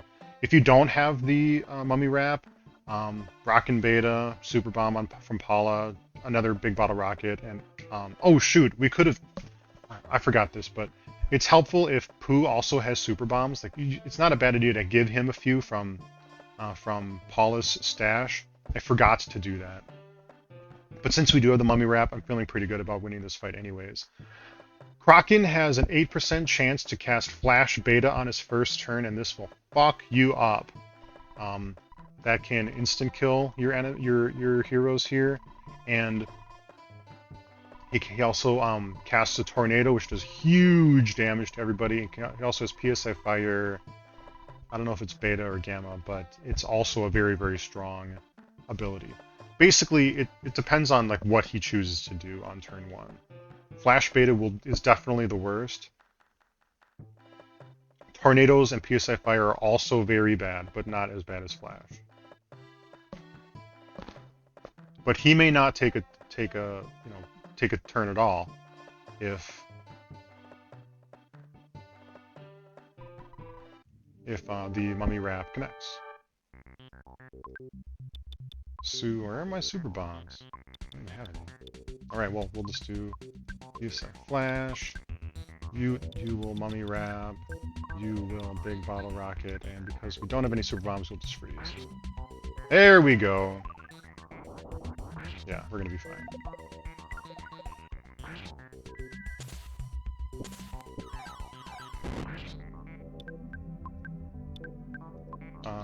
You might as well see some powder.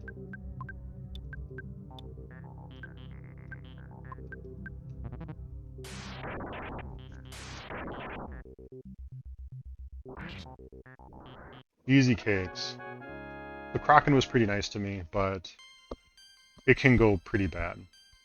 That said, once you arrive in Scaraba, the hotel is pretty close by, so recovering your party members is not it's not quite the time sink you might think it is.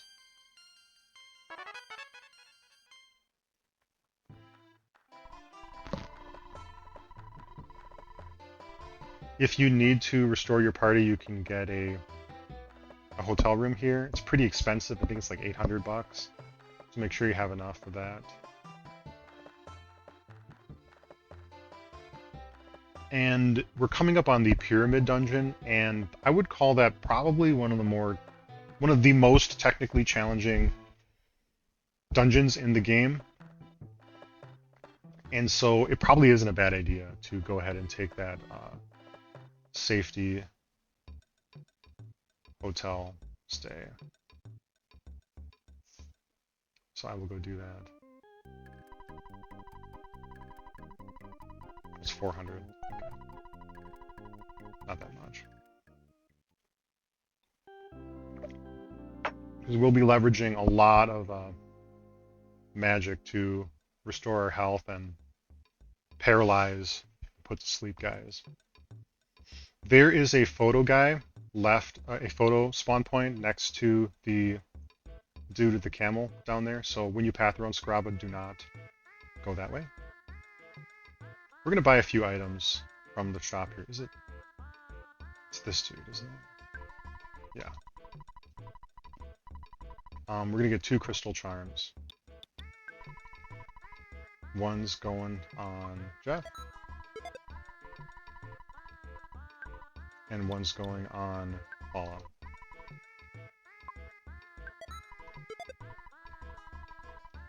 Reason being is because they both have speed on them, and this is going to make Paula pretty fast, and is going to carry us through moments where we need to leverage high speed to flee fights. And as you know, for Jeff, it's just going to increase his bottle rocket damage. So knowing that, we're going to head over to the desert. We can teleport away from these guys.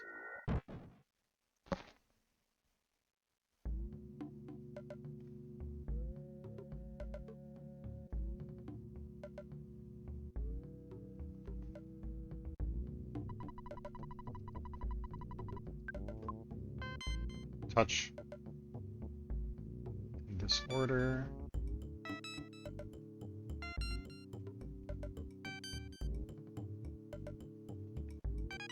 All right.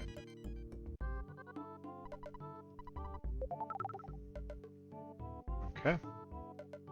I don't know why I'm clipping on that. I don't have a memory of that happening normally. We're gonna heal Paula here. Gonna raise her health too. Now there is a photo spot in the space in between where Ness is standing and the entrance to the pyramid, and so you can attempt to skip it by teleporting right through it, but most of the time it doesn't work. Let's give it a shot anyways.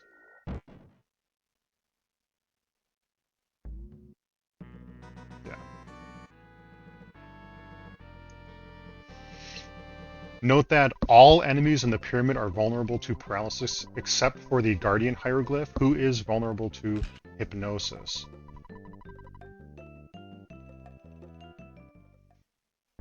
So, like I said, pyramid's complicated, and I'll be talking about these rooms one at a time. First room, to spawn all enemies before passing through. Nothing's here. So we'll just keep going. Same can be said for here. There's a mummy over there, so we're going to try again.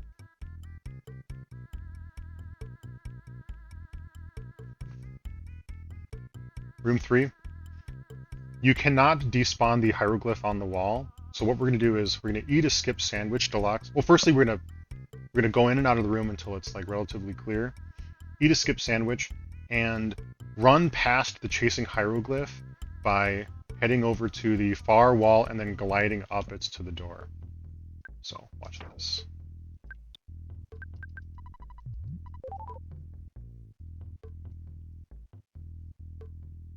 Nice.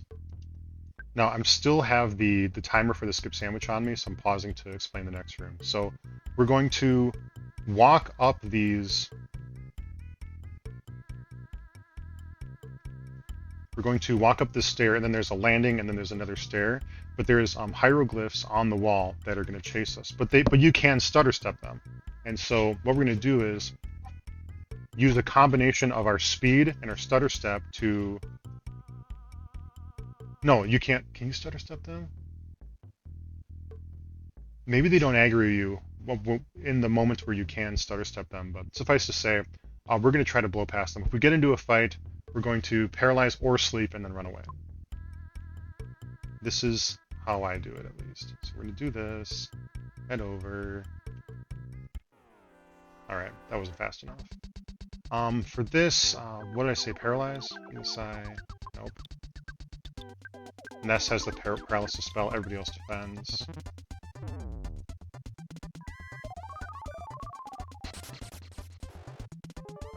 And then run away.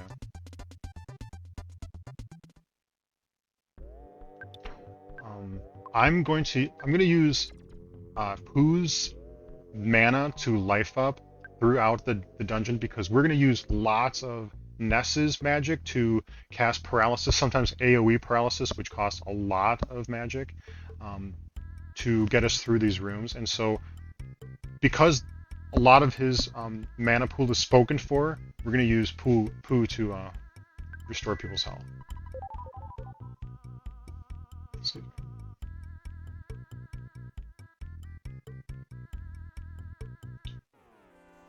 That didn't work out either. That's okay. Yeah.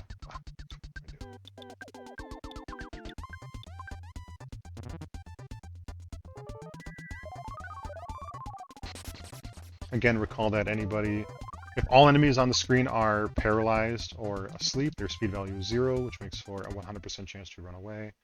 Okay, so for room 5, this room has a sarcophagus in the center. If a petrified royal guard appears, and you'll recognize him by being like a casket type, you can battle him and run away.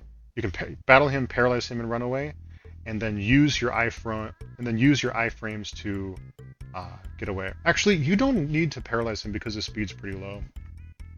Midway through the room, like right below the sarcophagus, eat a skip sandwich and do the evade the hieroglyph thing one more time.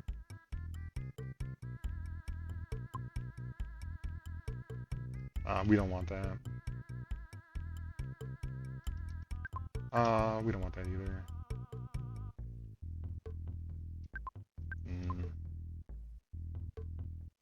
Oh my god. You kidding me? Oh boy. We're gonna try running away. Yikes. Unlucky.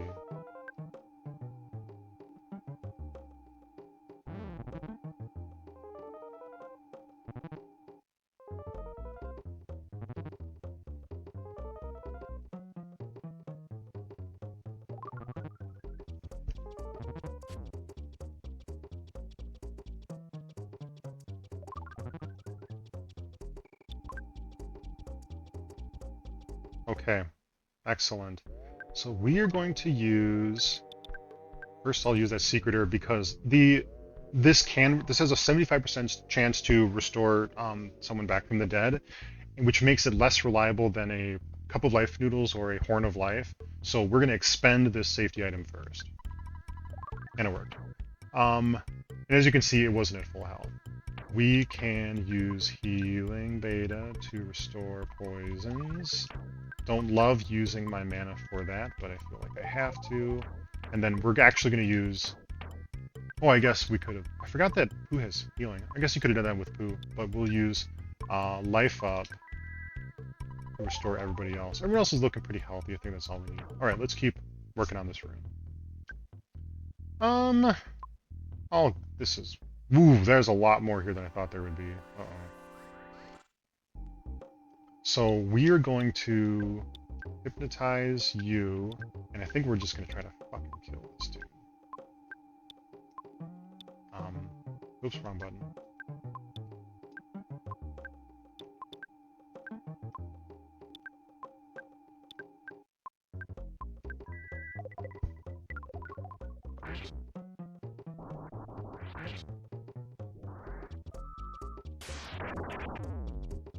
Oh my god.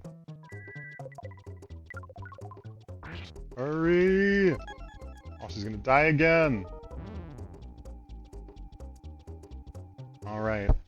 Well, we're gonna get out of this room before anything else happens, so we're gonna use the skip sandwich just to flee here. Use this to get out of the way. And... nice.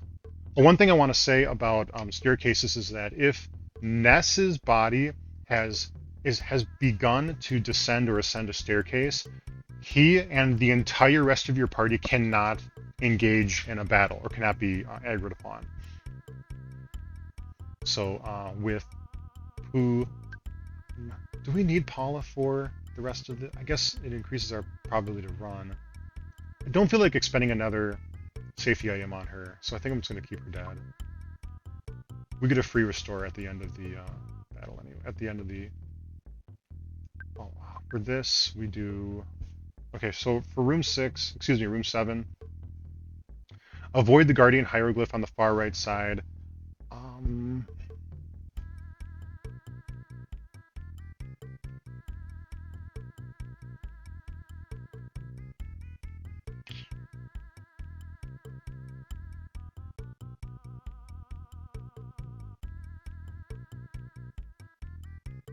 Yeah. Okay, that wasn't supposed to happen, but we will just put him to sleep. Defend, defend.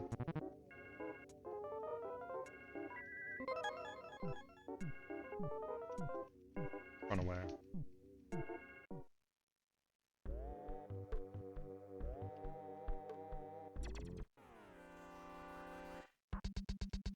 So I'm not moving fast enough to... No, we need a paralysis. I'm not moving fast enough to be able to leverage my movement speed to get past these guys, and it is really, like, actually tricky to do.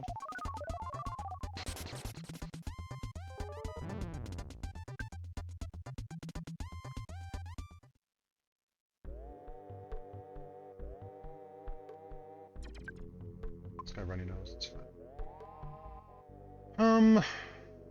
Down here, we'll fight the boss. I feel like I am going to need at least one guy here, one guy alive. So I'm going to actually use the Cup of Life noodles on Pooh.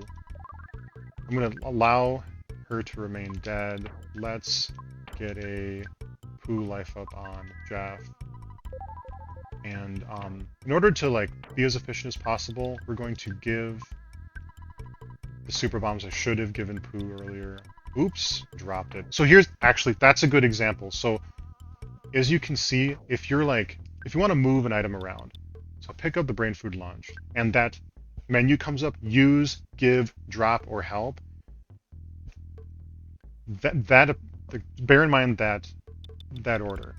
Now, if you want to move an item from another person's inventory, I double click that, and look how the use is gone, and now we're hovering over give.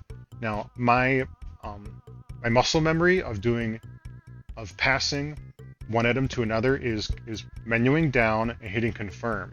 But menuing down and hitting confirm when you're going through an inventory of someone who's already dead will drop that item, and there's no confirmation text box that stops you from doing that before it happens. And so sometimes you may accidentally like throw away an item you didn't mean to, like I just did.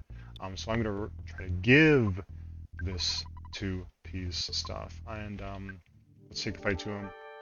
Guardian General has got 831 health. We're just gonna blow him up by conventional means.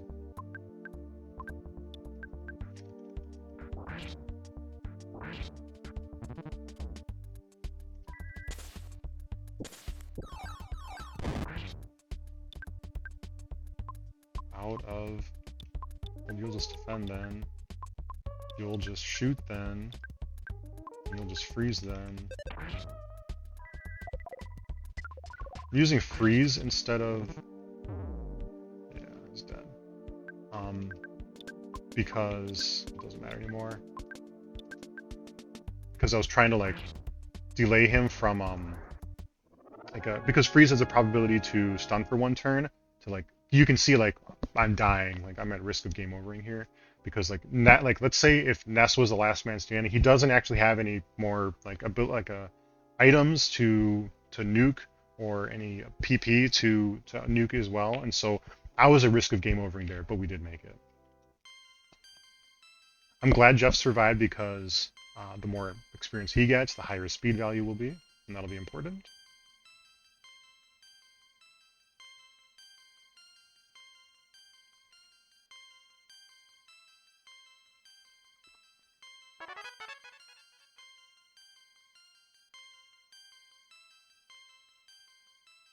In the next room, we're going to hit a highlighted tile just under us. Okay, easy.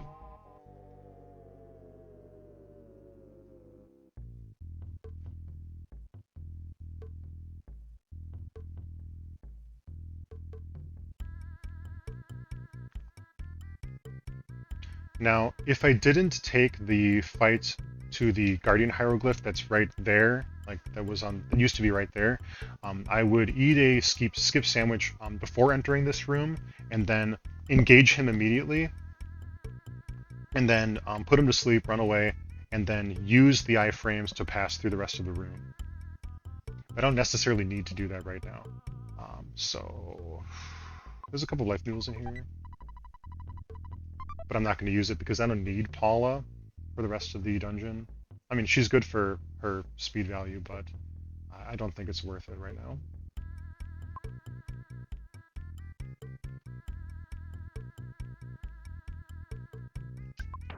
I'm going to use the skip sandwich that I would have used otherwise here.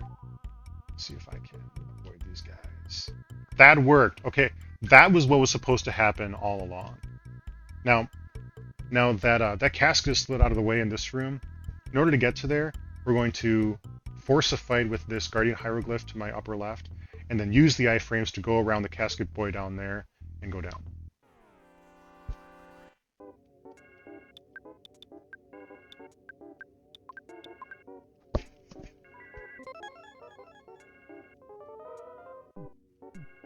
Walk up.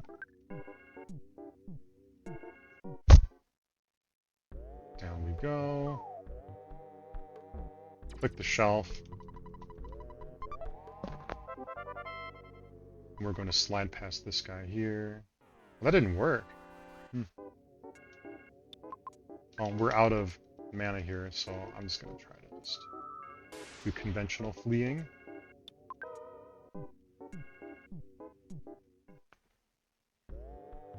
Here we use another skip sandwich.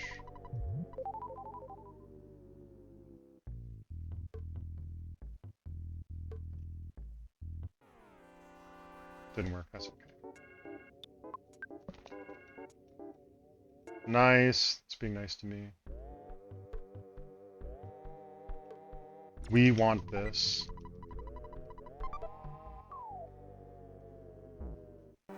Oof, bad luck.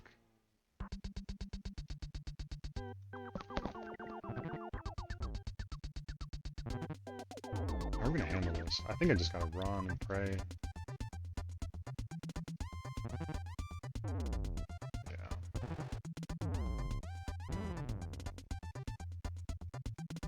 Nice. So we are going to use Pooh's mana to restore all remaining dudes' health.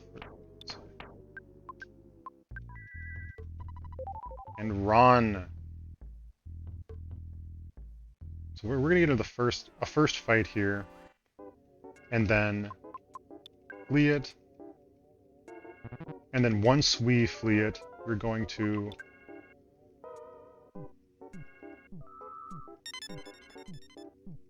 eat another skip sandwich, and we're going to use it to get out of the zone completely, because we're almost done here. Great.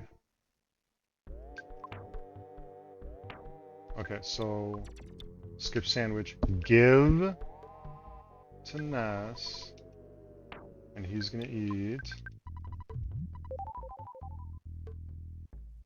Nice. So we didn't take that last fight there because we were fast enough. Now we just gotta get past this too. Which we did. I've definitely had more painful pyramids, and I didn't really demonstrate how you're able to get through those like tiny little sections between staircases, with the exception of that one time. But that's okay. We get a full restore. Pooh leaves for a little while.